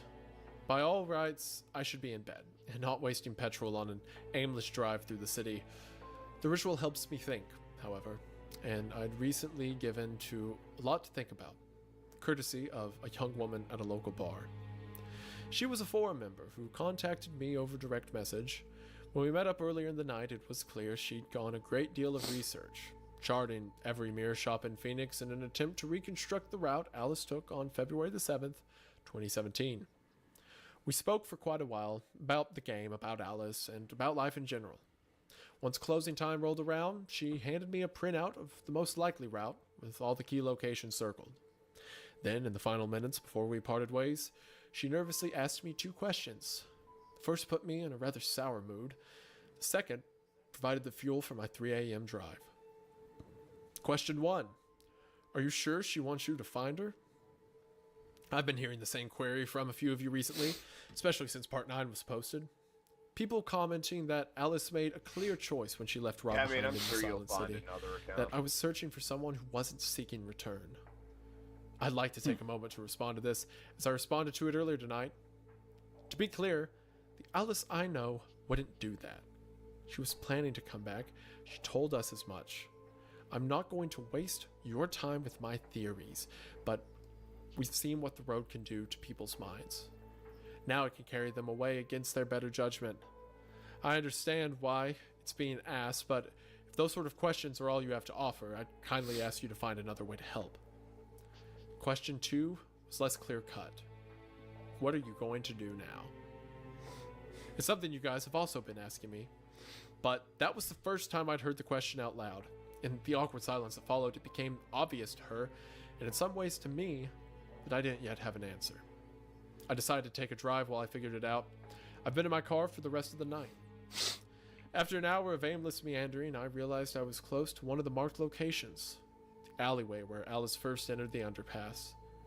The moment at which she first disappeared into the road, turning into the side street just after a large intersection, I was briefly relieved to see no sign of the tunnel. The part of me that still hoped this game was a fiction swelled at the sudden lack of evidence. My reaction was short-lived, of course, as I quickly realized that the tunnel wouldn't have shown itself to me anyway. Even if the game were real, I'd hardly been sticking to the rules on my way here. There was no denying that the place resembled Alice's description, however, and with a long time to go until I'd feel remotely tired, I decided to work my way back along the route, retracing Alice's steps towards Rob Guthridge Street. Okay, so I have to admit at this point, I suffered from a momentary lapse in intelligence. In a fog of distraction, residual jet lag, and general dullardry, I drove for longer than I'd care to admit under the misconception that I wasn't playing the game. I thought this because I was heading in the opposite direction, and had started my run with a right-hand turn, when the rules explicitly state that you begin by turning left. Of course, as I'm sure you all would have realized immediately, that didn't mean I was out of the game, it just meant I started playing with my first left turn one road later. Alice was always the smart one. What I'm trying to say is that, due to this fairly mindless oversight, I wasn't exactly looking out for the woman in gray as I drove past when she would have been her corner. There wasn't a mirror shop this time, of course. That's only the 34th turn when you're coming the other way. In fact, I'm not sure which of the many passing streets it was. It is strange, though, as I think back through my journey. I feel like I would have noticed her. The streets were practically deserted, so much so that any pedestrian stood out immediately. I know I should have been looking more closely, but if you ask my honest opinion, I don't think she was there at all.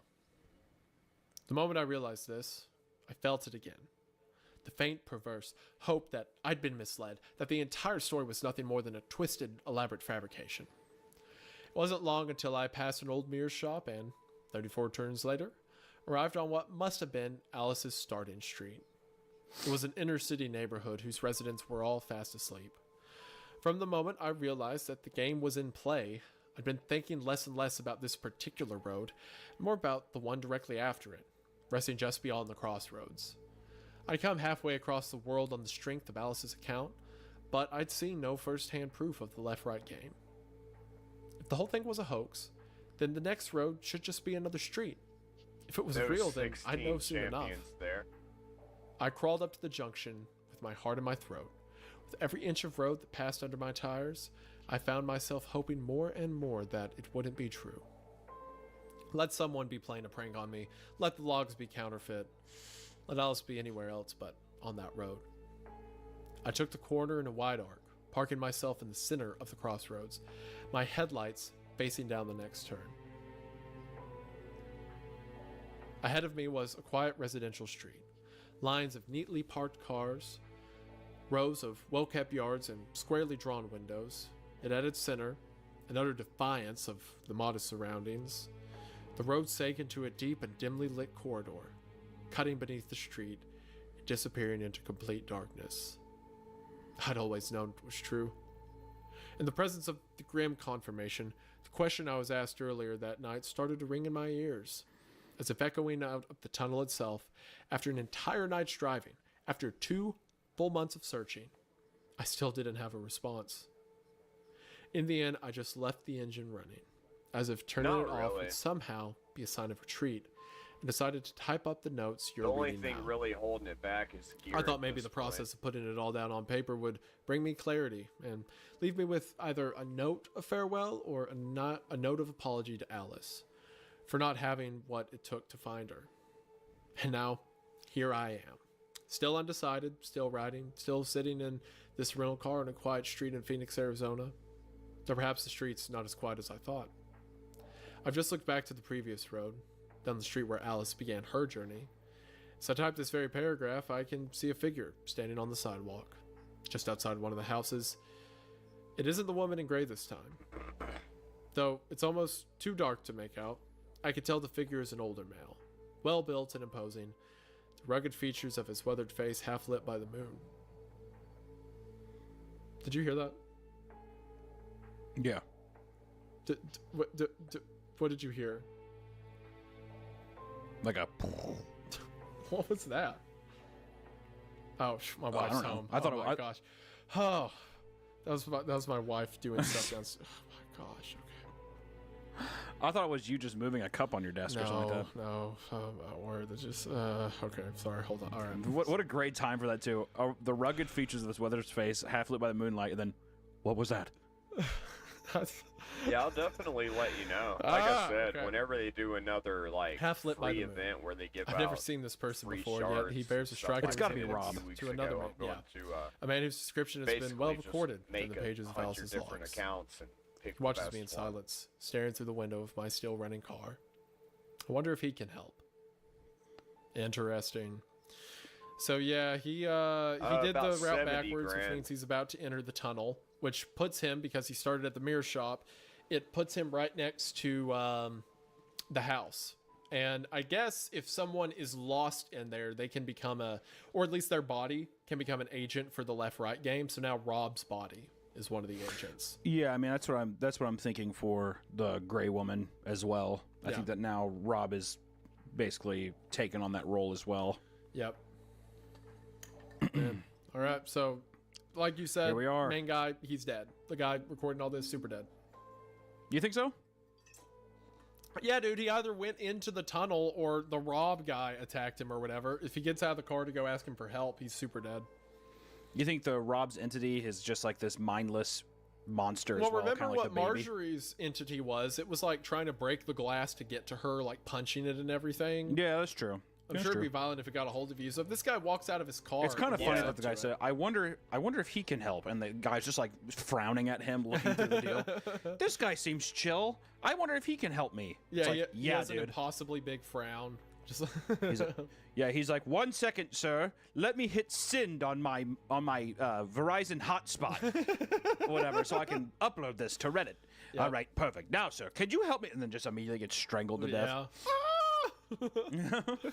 And then All there's right, like, last there's log, like here an we update go. later that's like, whoever was posting this, we found his phone. This is the last message, and the message is like Yeah. garbled text while he's getting like gored alive. Yeah, he's saying like, owie, owie, owie. Ow, ow, ow, ow, ow. Yeah, just wanted to make sure you guys knew that's what it said. Hitting send now. Thanks, guys. Be sure to upvote. Let the mods know. Put it in the vote. Okay, anyway. All right.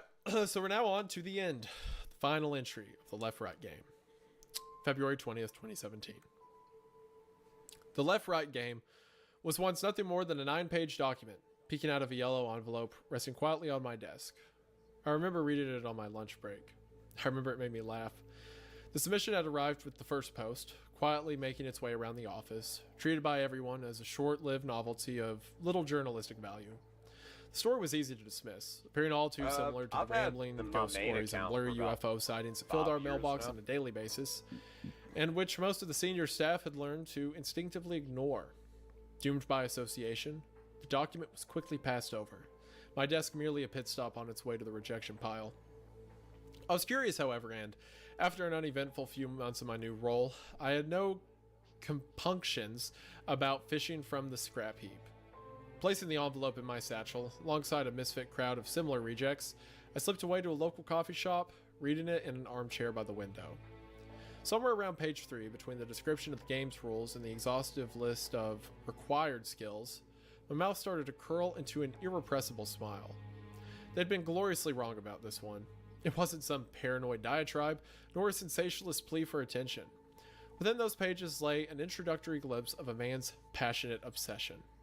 As I read on, something about his earnest eccentricity, incredible thoroughness, and unquestioning confidence made it impossible to put down. When I turned the final page, reading the last of Rob Guthridge's charming and refreshingly well-formatted submission, I knew that this was the story I wanted to tell. Later that day, I found myself in the editor's office, making a case for it. They didn't quite see what I saw, but I was intent to win them over regardless. I told them the story would be characterful, colorful, thought-provoking, and, at the very least, that I wouldn't be gone long. It's been 12 days since then, 10 since I first entered the Wrangler in Phoenix, Arizona, 5 since I commandeered it myself, leaving Rob behind in the Silent City. I haven't updated much recently, save for a regular set of notes made for my own benefits. In all honesty, after I finished writing up my account of the city, I was struck by an overpowering sense of needlessness. There was no one left to receive these logs, no friends to I proofread, generally only no editor spend to on hand like them to. 2x promos It seemed or pointless like to maintain really the good same internal prosaic events, format as or a before. really good fusion. I still largely agree with this But, assessment. yeah, It's no, only I'm due to kind a set at of point on my exceptional main account where I circumstances don't that have I've to chosen to spend type up much. the following account in full. Whoever this reaches, I want to thank you for reading up to now. I'm quite sure this will be my final installment. Here we go. Alice Sharma. The moon is You fucking rule. Let's go, Alice. Woo! Let's go, Alice. Woo. Yeah, you're probably gonna die. Let's go. But she is the final girl. She is. She the is. sole She survivor, is. So, I congratulations. love it. It's a fun way to incorporate the classic horror trope. It's very fun. Yeah, I dig it. The moon is broken, and in my entire life, I've never witnessed an evening so still. The air is cool and quiet, and the Wrangler cuts cleanly through it as I glide down a stretch of even tarmac. The scene is defined by calm absence. Not a cloud in the sky, not a solitary whisper of breeze, not a single blade of grass stirring on the dark green banks beside me. Yet, even on a night as peaceful as this, I can't help but feel far away No, from home. not really. The city had served as a turning point in that regard. Before we reached those titanic monoliths, the landscapes we passed through generally resembled the world I once knew. A few obvious exceptions aside, there was nothing about the environments that looked truly divorced from reality. That's all changed now. The aberrant aspects of this new world are unignorable. constantly hanging at the corner of my eye, passively injecting a sense of wonder and disconcertion into the otherwise silent night. A few days ago, the moon started to crack like old porcelain. I hardly noticed at first. My eyes fixed on the road as it loomed above me, quietly splintering into 3 jagged pieces. As of tonight, the empty space between each fragment has significantly increased. If I focused on the sky for a little while, I can almost see them falling away from each other, charting infinite and loathsome trajectories through a barren cosmos against a backdrop of foreign constellations. The stars themselves fall further than they should. The night sky travels down past the horizon and continues below it, wrapping underneath the grassy bank. It's as if the road and the narrow plains on either side are suspended in the middle of a vast abyss, a platform in the middle of open space. At least, that's what I thought it was at first. It didn't take long before I noticed the broken moon was appearing twice in the sky, both above and below me. A pair of orbiting satellites, identical and in perfect alignment. That's when I realized that there were no stars below me. I was merely staring across a flat surface so flawlessly mirror-like as to cast a perfect reflection of the heavens above. I was driving through the center of a lake. The water is impossibly still. Since leaving the shoreline proper yesterday night, I've seen neither a wave nor a ripple across its placid surface. It's also undeniably vast, reaching beyond the horizon in every direction and continuing further still. Without being sure how I know, I'm aware that the waters carry for an unspeakable distance, that I would sooner reach the stars themselves before setting foot on its opposite shore. I lean over and switch gears. The act of driving the Ranger was a daunting one at first, but after the first 2 days I've managed to make do.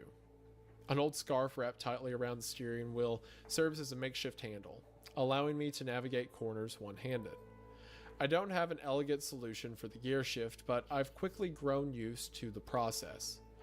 If I've learned anything from the road, it's that grace is the first casualty in the fight for survival.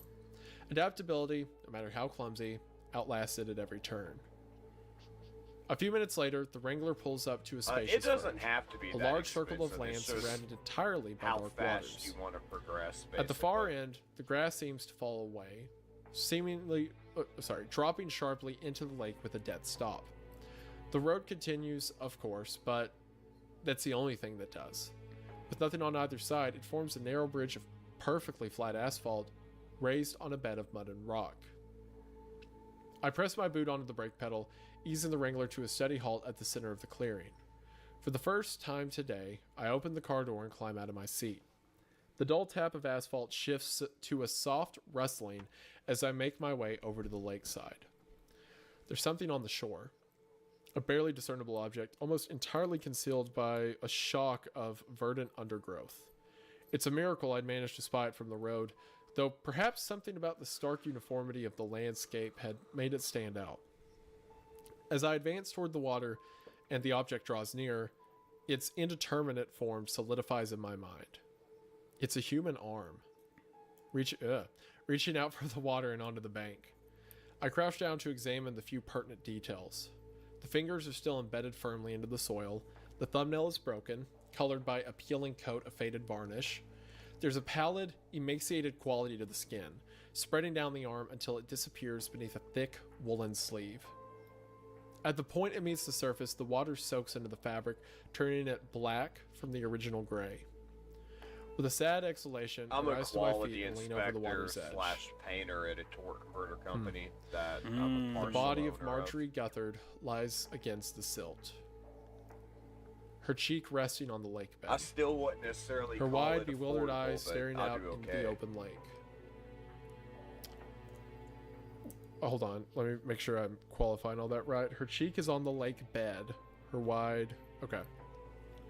She's been almost perfectly preserved, save for the striking tautness of her skin and its malted gray pallor. She looks exactly like the woman I saw on the 34th turn, who tried to repel me from the road, who'd spoken of a lake drinking her wounds clean. So okay, yeah. so then definitely it's like it basically chews you up and spits you back out into a different likeness, into like a new character. That's what the road it's a does. job. Like that's pretty much what happened at Rob at the beginning as well.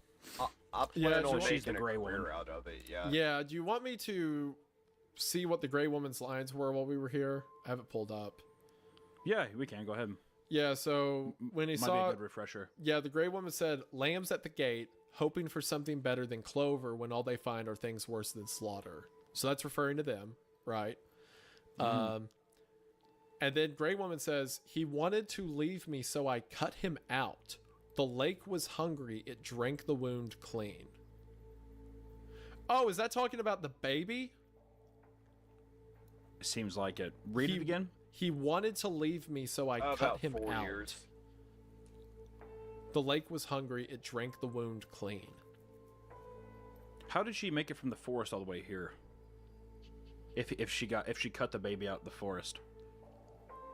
Maybe it didn't happen in the forest. Maybe it happened at the lake. I don't know. We'll see as we continue reading. And then she says, as the Grey Woman, "What do you think you're doing if you got mad?" And then the last phrase is, "Would you dance down the lion's tongue? It will shred you, you whore. It will shred you down to your sins." The lion's tongue. Interesting. Anyway, things to consider. So yeah, here's Marjorie's body. It seems her ramblings weren't completely void of fact. It's clear to see that Marjorie has been exsanguinated. So completely, in fact, that the only evidence that blood ever flowed through her veins is a large dark stain across her shredded blouse. Doesn't take long. That's got to be where the baby came out. Yeah. Yeah, I just It really doesn't take long enjoy before the game. perpetrator makes itself known.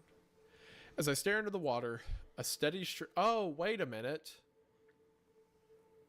Yeah, so the giant deformed thing that came running at them, that kept running down the road, that was Rob's son. Yeah, seems like it. So the only 3 monsters we've seen, like Have all actual been victims monsters, of the actual. have been the 3 Guthards. It's been Rob Jr., Marjorie, and their unborn child. What about the hitchhiker though? Would you consider that That's a what I mean monster? by like monsters. Like it's Oh, a I see. monstrous, like, you know, like deformed creature. yeah, thing. yeah. Yeah, true. The I consider the hitchhiker to be more like the people of Jubilation, like thinking entities. No, you know? no, that's fair. I think Yeah, that yeah. also, like, the monsters are the only odd anomalies not from this world, is what it seems like. Correct. So it seems like everything in It's this world has definitely a this game kept that you like can get into physique for a to long it, time. whereas the It's the humans that best get of, contorted like, become the these mobile things. gotcha type Yep. games. Interesting. Cool. Okay. It doesn't take long before the perpetrator makes itself known. As I stare into the water, a steady stream of formless whispers sink up through the depths of the lake. Softly spoken murmurings drift up to my ears, taking root in the back of my mind and instantly blooming it into a flurry of deeply persuasive promises. I find myself entirely transfixed by the still water as a myriad of generous offerings unfold in throughout my consciousness. The whispers suggest an end to the phantom pains in my absent arm. Perhaps even a completely restored limb, stronger than it had been before. Furthermore, it shows me a glimpse of its incomprehensible span. Its furthest bank reaching across countless worlds, its deepest point lying below everything. I'm offered total knowledge of every league, every fathom, every inconceivable shore. My hand reaches down as the whispers continue, every bargain steeped in sweet beneficence. A moment later, my outstretched fingers brush against the soft grass, wrap around Marjorie's exposed arm. Dealing my heels into the ground, I lean myself backwards and pull. The water ripples and splashes as I drag Marjorie's lifeless body slowly onto the bank. I feel the voices in my mind grow louder, erupting in anger as I back away from the lake. The promises had been convincing, each quiet solicitation The undeniably mercy persuasive. system, yeah, I agree, but the But grind after seeing is part Marjorie's of the wretched fun. fate and If you could the look of max it eternal out in a betrayal couple of in her months, vacant eyes, then the I game found won't myself have any aware of a longevity. subtle undercurrent behind every syllable, a sense of desperation and timeless hunger emanating from beneath the lake's surface. I already have a clear understanding of what would have happened if I lost myself to those waters. And they are I pretty suspect it's no generous to new coincidence players. that of countless shores it showed me, all of them appeared to be deserted. Marjorie wouldn't have stood a chance. She left the forest alone, grievously wounded and without a vehicle. She'd walked the whole way here, bleeding endlessly, the road's rejuvenating power battling every moment against her body's natural inclination to die. I suspect the road's influence wasn't strong enough, and when a whispering voice promised, ever so sweetly, to mend her, she would have been in no position to refuse. Okay, so she gets to the forest. The child is C-sectioned, right? Mm-hmm. Maybe, I don't know what happens from there. Maybe I guess. I mean, I so kinda when like it. Bobby showed up to the ER, his leg was damaged, right? Yeah. Maybe he C-sectioned the child and the child became the monster. Maybe he thought both of them died, that the child was stillborn and she died or something. Yeah. Maybe something like that. But she keeps walking, and then she gets to this lake that goes on forever. The lake shows you promises of infinite shores, basically tries to entice you to come to the waters. I like how Alice describes it as being hungry, almost like it's trying to trick food into coming into it. But Marjorie, who had been broken for this long, let herself go to it. Yeah, I mean, probably in agony the whole way there. Yeah. I mean, granted, the Wrangler, she had to walk through the Silent City and everything. Yep. Go through all those places. Probably, I mean, just also mentally, probably just completely gone. I mean, I don't know how you could do that. I mean, but the lake drank the wound I clean. think Or licked the mythicals wound are clean, I overrated. should say. Her other sleeve brushes against dry land. I don't know her how body many leaving times the water I've got for the wrecked first by time in just decades. legendaries. I keep and pulling we until have my a full boots hit mythical asphalt, team. laying her down on the grass just behind the Wrangler. After a moment of sober And yeah, vigil, Bravos are I way walk more back to the accessible car now and than fetch they used Rob's to be. foldable spade. A long few hours follow. I've never dug someone's grave before, and my injury is hardly conducive to the task. My fleece tied around my waist, pearls of sweat running down my brow, I manage to slowly chip away at the damp earth. 5 hours later, my back cramping, my hand raw from gripping the shovel, I attempt to lower Marjorie into the rough pit with some semblance of grace, her legs dropping limply into the soft soil despite my best efforts. It takes over an hour to shovel the soil back. It's a sobering and ugly task. As a layer of dirt covers her face, I realize this will be the last time a living person lays their eyes on Marjorie Guthard. Burying her suddenly feels disrespectful, as if it's an act I don't have the right to perform. Once it's done, I drop onto my knees, a dull ache in my muscles, as I smooth out the disturbed ground with the back of the shovel. you. Oh. I was just about to remark how kind this is of Alice to bury her, but then... Yeah, much like Rob. Yeah. Even before I turn to face her, I can hear a scowl in her voice. There's an odious depth to that once acrid syllable. A potent witch's brew of contempt and accusation that feels like it's been festering in her drowned lungs for decades. Reluctantly, I rise to my feet, turn around, Who finding needs to myself wake face to up? face with the woman I just buried. She looks different now. Her clothes are dry, her skin clear, nothing to be seen of the deep, dark gash in her blouse. Marjorie. Unlike the the empty account. vessel below us, the woman in front of me is by no means at peace. She shakes and retches with the same indignant fury I witnessed when we first met. When she speaks, her words shudder under the weight of her own turbulent emotions. I chased you. I ran to you. I gave him up for you. I'm sorry, Marjorie. I don't know what you mean. Tell me what you mean. The things I saw, things so beautiful, and I saw her walking along through the new world. I gave everything up for you. I don't know quite what to say. It's pointless to Well, ask her there's what a she reason means. they call Trying it to Wait understand her Shadow frantic Legends. ramblings. In the end, I can only try to speak her language. A lot of the Marjorie, game is just waiting. I didn't mean you to. Marjorie's trembling breast burst into a despairing fit of laughter. No. Yes, you did. Yes, you did. And now you're here. Marjorie's wild and volatile demeanor shifts once more, her laughter degrading further into a desperate, crying panic. And what do I do now? What do I do?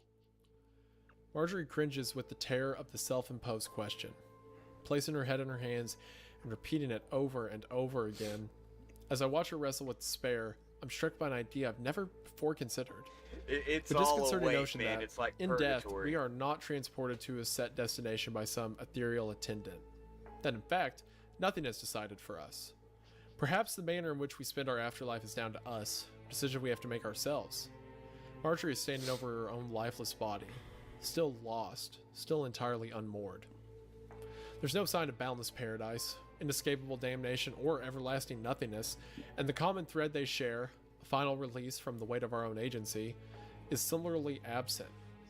Perhaps we never get that freedom. Perhaps we continue like we always do, accompanied by all our imperfections, uncertainty, and discontent. Perhaps we must choose our eternity. After all my time on the road, that's possibly the most terrifying notion I've encountered. He never stopped looking for you, you know. Marjorie snaps out of her wretched despair, instantly aware of who I'm referring to, staring up at me with an expression I've never seen her wear before. I saw him, walking on the road. He didn't stop. He was never going to stop. I think he was looking for you, Marjorie. He still is. Marjorie stares through me. For the first time since we met on that quiet Phoenician corner, I can see the faint spark of something other than misery and rage across her tear-stained face. I hold her gaze for a moment more before pulling my phone from my pocket. In a single sweep of my contacts, I delete every number except for one. A number I pulled from the Nokia during our second night on the road. A number that connects to a lost wanderer of the road. I don't know if this can help, but stranger things have happened. She stares up into my eyes. I feel like we're finally meeting for the first time. Without a word, Marjorie reaches out a quivering hand and takes the phone from my outstretched fingers. Before I can say anything more, Marjorie Guthard is gone. A few moments later, a refreshing breeze lands against my cheek, a soft zephyr, cooling my still warm face. It's a welcome sensation, and the first movement I've witnessed in the air since I set out onto the lake. Wiping the sweat from my forehead, I stare quietly along the bridge, the breeze picking up behind me. It's a subtle wind at first, brushing stray hairs across my forehead, chilling the perspiration on my neck. Yet as I reach my hand out and feel the air slip between my fingers, I'm witness to a steady rise in both strength and magnitude. The sound of the wind grows from a whisper to a howl. Seconds later, the hanging sleeves of my fleece begin to stream sideways. My hair lifts from my back, billowing in the throes of a developing gale. I pick up against the Wrangler's hood as the air finally erupts into a roaring, cacophonous cyclone. My hand reflexively seeks the sturdy frame of the Wrangler, my fingers wrapping around the grill, my arm tensing at the unrelenting wind threatens to drag me from the road. Squinching through the violent tempest, I focus on a single point in space. Just above the threshold of the bridge, in the midst of the storm, a jagged line of white-hot light burst out of the aether. Tearing through the night's fabric, a crackling fissure that widens and yawns, forcing apart the curtains of reality as they frenetically struggle to recombine. Staring through the shuddering fracture, I'm subjected to the briefest glimpse of a boundless and impossible vista. It is a faraway place in both distance and time. A nakedly beautiful and gloriously terrifying dreamscape, endearing on the majestic shores of infinity. Every moment there spans a millennium and unfolds in countless directions at once. Every passing shadow holds a darkness beyond measure, their edges burned by the glare of a waking sun which looks across every conceivable word with a hollow, rancorous intent. In the midst of this maddening landscape, a singular entity approaches, gliding towards the portal with the clear intent to pass through. As it breaches the shuddering gateway and the wind dies down around it, I stare up at its grand celestial form. The being is unlike anything I've ever seen. Composed entirely from electrical arcs of brilliant, magnescent light which burst from a volatile and blinding central core, it looks like a lightning storm. Its plasmatic tendrils snapping and crackling, bursting chaotically through the night air before collapsing in on themselves. As they fall back into the creature's center, they emit pale clouds of vaporous fractals that fade softly into the air. Somehow, even as my eyes barely adjust to the stark light, I realize that the entity usually burns much brighter. It's dampened its glow for my benefit so that it can appear before me without scorching my eyes from their sockets. It's you, isn't it? You're the voice I've been hearing. You're the one who brought me here. The bristling maelstrom of light hangs in the air, crackling and shifting, its transient limbs strobing with chaotic incandescence. Part of me wants to hide, part of me wants to run, but neither are an option anymore. Releasing my hand from the Wrangler's grill, I take a single step forward, standing on my own and staring up into the entity's smoldering core. Can I get an interview? It's kind of fun. I mean, what else are you going to do, right? Nah. The creature doesn't react. In the following silence, I feel it observing me. When it finally responds, its voice ruptures the night, echoing through my skull. There is little time, but you may ask what questions you have. Each reverberating syllable forms a string of literal shockwaves in the surrounding lake, emanating outwards from the being in a perfect circle. I watch the waves roll in the distance, showing no sign of ever diminishing, and I think about what questions to ask first. In the end, it comes to me quickly. A promise is a promise, after all. What happened to Marjorie? Why did she do what she did? The being pauses, as if considering its response. When it does reply, it speaks with a calm sobriety. She glimpsed an echo of the future, dreamed of the road, of the things it passed through. Like whatever's through there. I gesture through the gateway, which is now almost entirely blocked from view by the creature's spiraling form. She dreamed of untold frontiers. She saw a lone woman walking them. Over time, the fulfillment of that vision became everything to her. But it wasn't her. She thought she was seeing her own future, but it was you. Those three words, as they burst into the open air, casting three narrow waves across the boundless water, hit me with a deep and heavy force. Unbeknownst to myself, decades before I was even born, Marjorie had been driven insane by dreams of maddening grandeur, of a life of boundless possibility and true significance. She had given everything up to chase a shadow that eventually turned out to be mine. I hadn't just pulled Rob into this game, I was the reason for everything. I was the cause for the tragedy that befell his entire family. She didn't just dream those sights. You influenced her. You let her see them. The same way you made Rob see me and Oakihara. You pushed and prodded wherever you needed so that I'd end up here. Are you the reason Bobby got the rules in the first place? Yes. But why? You toyed with so many lives across decades. Why me? Why does it matter that I traveled the road? Because across all humanity, across every conceivable permutation, you are the one who makes it the furthest. It speaks plainly, as if the statement was a foregone conclusion. Yet, its words strike me into silence. The creature continues. I've watched you work your way here, through skill and through tenacity, and undeniably through luck. You were brought here because of these qualities, and they will carry you further along the road than any other. Then why didn't you just bring me here? All that influence, you didn't lift a finger. After everything that happened. Events transpired as they needed to. As they needed to? People died. Marjorie, Bobby, Ace, Apollo, Eve, Lilith, everyone! They're all gone. Do you not care at all? In response to my words, the entity remained silent for longer than usual. I care more than you know. There are things greater than your understanding. Forces that exist beyond the realms of your comprehension that you would consider a threat to everything you hold dear. My actions were guided by a higher standard of knowledge. Your protests are predicted on false understanding. You're saying I don't understand death? You don't. That still doesn't make it right. Regardless, my influence is necessary. That which is necessary must be.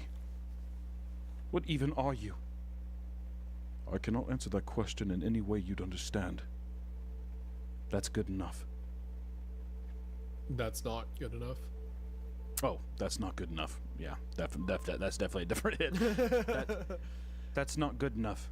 The creature doesn't respond, as if it doesn't feel it needs to. So far, it's returned my every argument with impenetrable certainty. From the domain it occupies, knowing what it knows, my arguments must seem entirely facile. Even if it did feel the need to justify itself, after seeing the place it hails from, I wonder if there's any way I could ever comprehend its motives. Still, that doesn't mean my arguments are invalid, and the creature's lofty dispassion does little more than stoke my desire to oppose it. And what if I don't want any part of this? You are traveling the aberrant strand, a singularly stabled flaw in the fabric of reality. As it carries you further from the world you know, you'll be freed from the influence of the old laws. You have already noticed the effects in those settled the road. Those who were lost to it, and in yourself, energy without consumption, knowledge without requisite experience. You are shedding entropy and casualty, and in time you will reach realms of understanding you cannot currently fathom. You will find answers to questions you never thought to ask. You will discover absolute truth. For this reason, you will carry on. That's the only reason? Do you need another?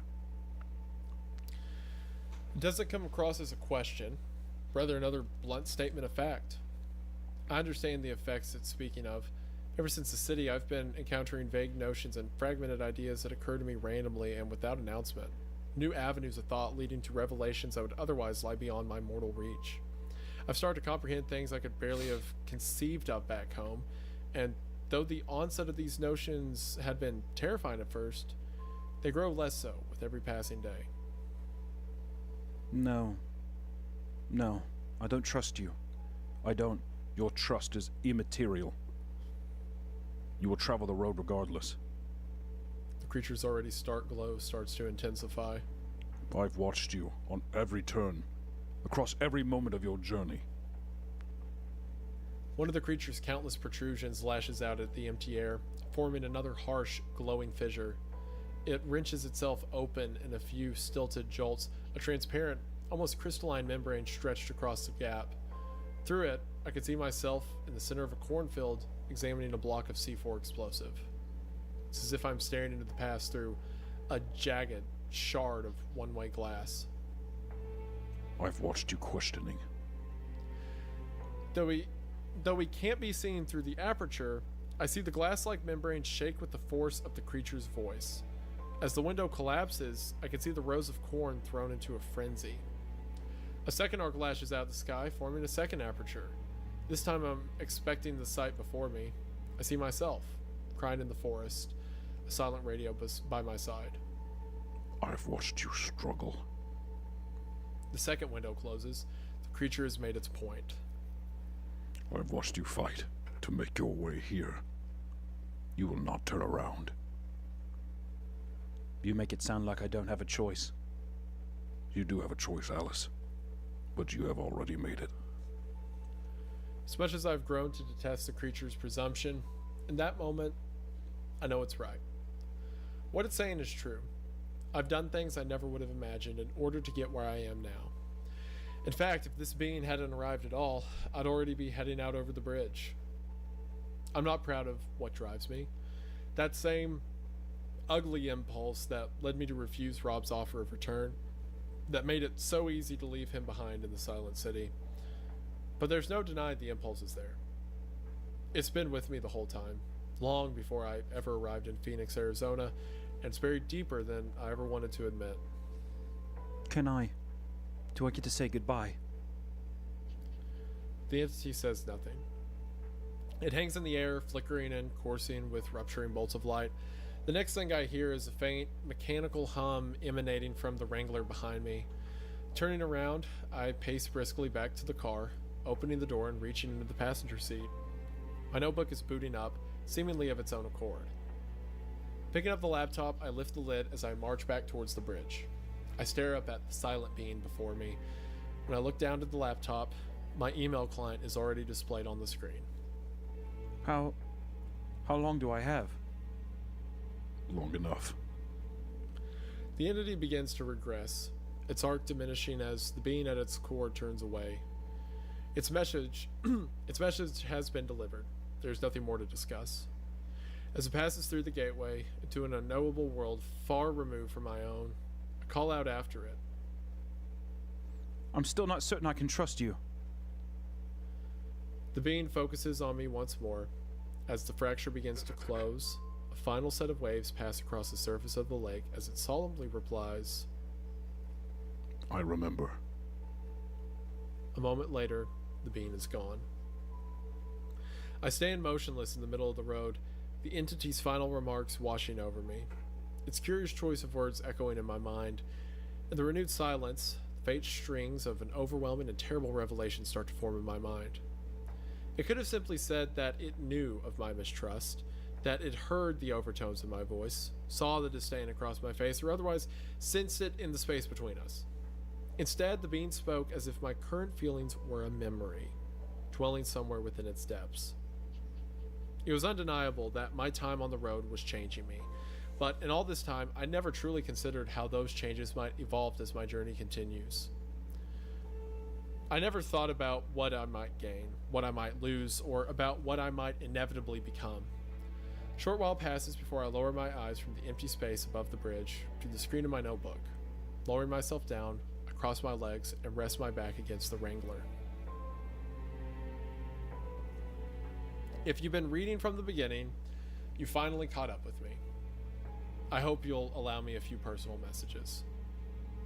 To Rob, I hope you're able to read this someday, and I am so sorry for everything I've done, for everything I may do.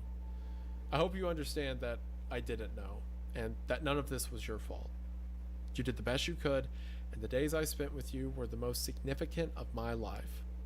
It was an honor to know you, and I hope that, among these pages, you find the answers and the peace that you deserve. To my mom and dad, I'm sorry I won't be sending this to you. In the end, I was carried along this road by a profound selfishness and just can't bring myself to face you. I can't imagine the pain I'll be putting you through, and I won't try to justify my actions. All I can say is that I love you. I'm sorry that my last act towards you was one of cowardice. And finally, to you, the person to whom this message will be addressed. I'm sorry. I always thought I'd see you again someday, that the roads I took would eventually lead me home. That doesn't look so likely now. Though I could say a lot to you, I'm not going to. But I wish we could have been friends for longer. It feels like a lifetime since I first arrived at Rob Guthard's quiet street. I remember the uncertainty as I waited for him to open his door, with no conceivable idea what was about to transpire. Like so many other things, that's now changed. Despite being in an entirely new world, further from home than anyone's ever been, I know exactly what's going to happen next. I'm going to take a drive, take a left, then the next possible road on the right, then the next possible left. I'll repeat the process ad infinitum till I wind up somewhere new. And from there, I'll keep driving, beyond worlds, beyond time, beyond the bounds of my imagining, to a place where the lake runs dry, where the broken moon drifts away, and the stars disappear in the rear view, to a place where everything has fallen away, and the road is all there is.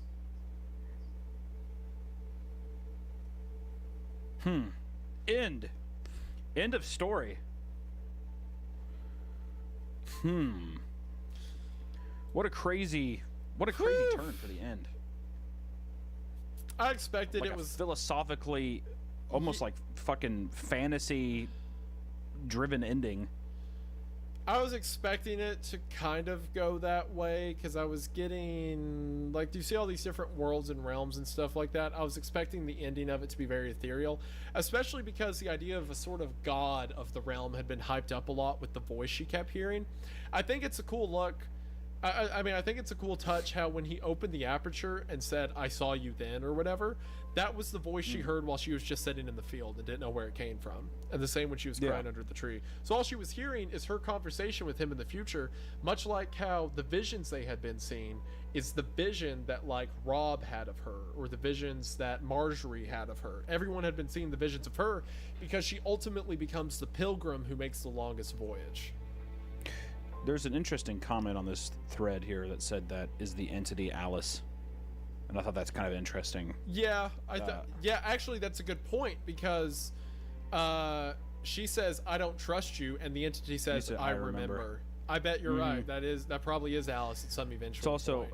It's also the whole thing too about like Alright, I gotta go to bed. I'm falling asleep sitting here. Thanks for watching. Y'all have a great